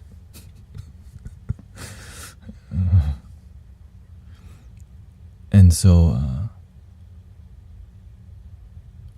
I'm vegetarian because when I eat some things, if I feel I feel clogged for a while, and then I try doing that, right? Like eating certain things you're used to, but cutting things out is really difficult, especially when it's delicious, like a steak, right? I think in the past, one of the things I loved the most was a rare ribeye steak. just rare, just red. But what made me quit was compassion. But that's my personal practice. Because I started feeling what I eat. So I just know that the best thing in life is to just not, what works for me is to make sure you don't eat too much. Because there's so much to eat and the food's delicious. I love barbecue sauce. You know what I mean? Like tacos nowadays, it's hard to find a bad taco. And if you find a bad one, you probably tell your homies to not go there. Tacos, you know. There's like amazing food everywhere now. It's all delicious. You go to Korean food, there's amazing Korean food. Italian food is hard to mess up because there's a lot of competition, especially in Houston, Texas, the land of oil money, right? So there's a lot of amazing things because there's a lot of, but it doesn't mean you're happy because you can eat extravagantly. Like sushi, the fatty tuna. I had to like, all right, universe, I'm cutting out salmon sashimi and toro, the fatty tuna. I want to purify my body. I'm willing to cut the sushi. I'm willing to cut the salmon, the sashimi. It's delicious. So it took me 3 years to become vegetarian. I eat eggs still, and I'm not so like, if the broth has meat, whatever, I'm not so strict because I'm not allergic. I just do it for compassion, but I'm not here to make my life like, I can't eat this and that. But that's how I practice, make my life peaceful, loving, and happy. And I'm grateful that there's so many choices nowadays. I'm grateful there's a vegetarian and a vegan choices everywhere. Because people are starting to be more health conscious. You know why? There's a lot of sickness with diabetes.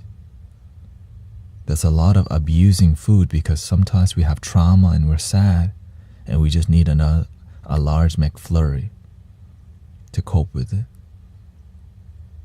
Right. The way I was coping was Wingstop. Wingstop was, I think, my most favoriteest place to cope eating. Because it's accessible, it's crunchy, it's salty, right?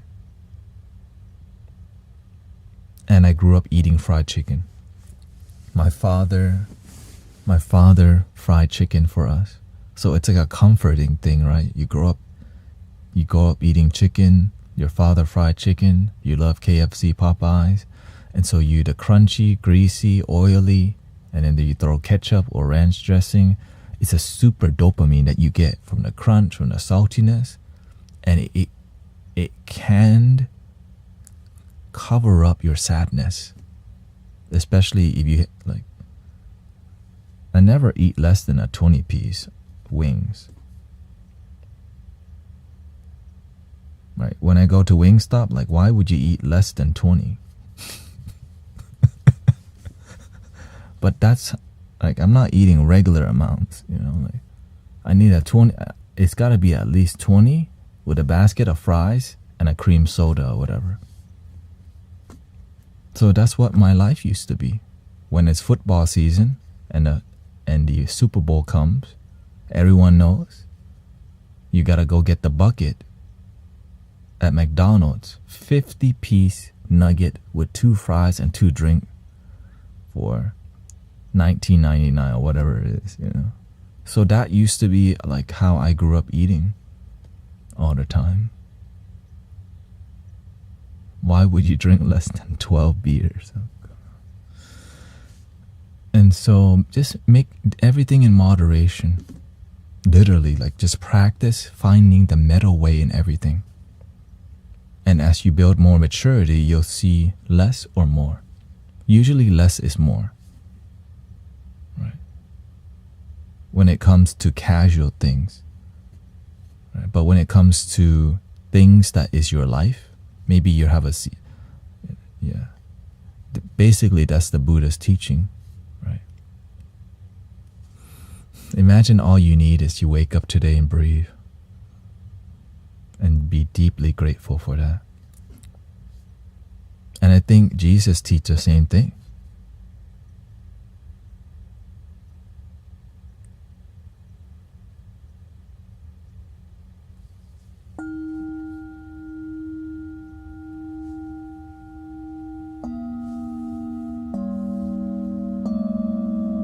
The gratitude, be deeply grateful for your life. The kingdom is within.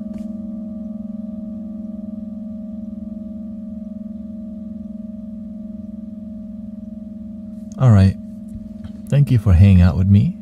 Shout out to brother Arturo Loran. Yeah, we do. So this is why I just eat lunch. You see my stomach growling the whole stream? It's because when you eat once a day, you actually your stomach function normally. It does all these things. But if you never give your space for your stomach to clear out, it's always inflamed or overworking, right? So when your stomach is peaceful, it operates normally. But when you're always loading your body with food, your body never, right? It's always digesting something when you overeat, which makes your belly big.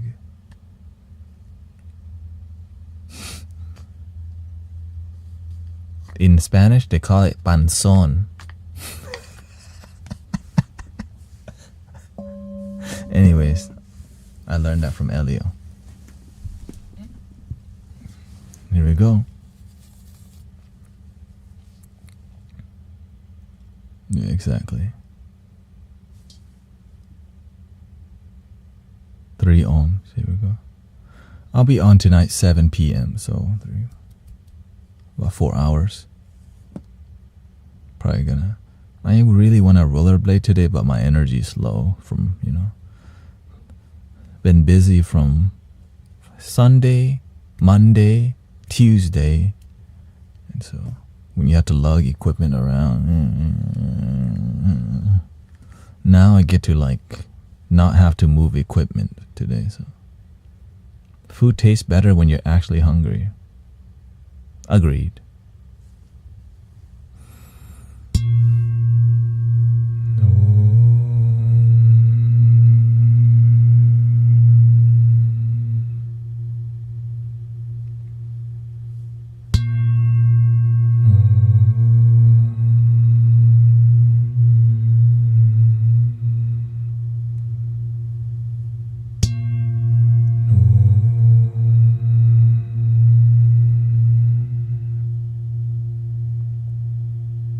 Follow Sister Grace Heart AZ. She does sound healing too. Brother Arturo Loran, he does Spanish spiritual and sometimes Buddhist spiritual videos, right? So we got a lot of homies up in here. Right. Many leaders. Zen Master Mike. We got Brother Arrow Eyes coming through. Sister Willow comes by. And many healers here. So thank you for your time. Thank you for loving your damn self. And I'll see you soon. The end. Thank you, Haley, Carol, Kalesi, Claire, Lucy, Jamie Lynn, JAP, Silent Storm, Paula. What's up in here? Mel, thank you so much. Shout out to all the Houston people. H-Town.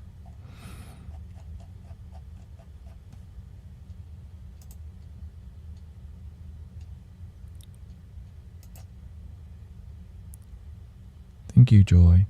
Goodbye.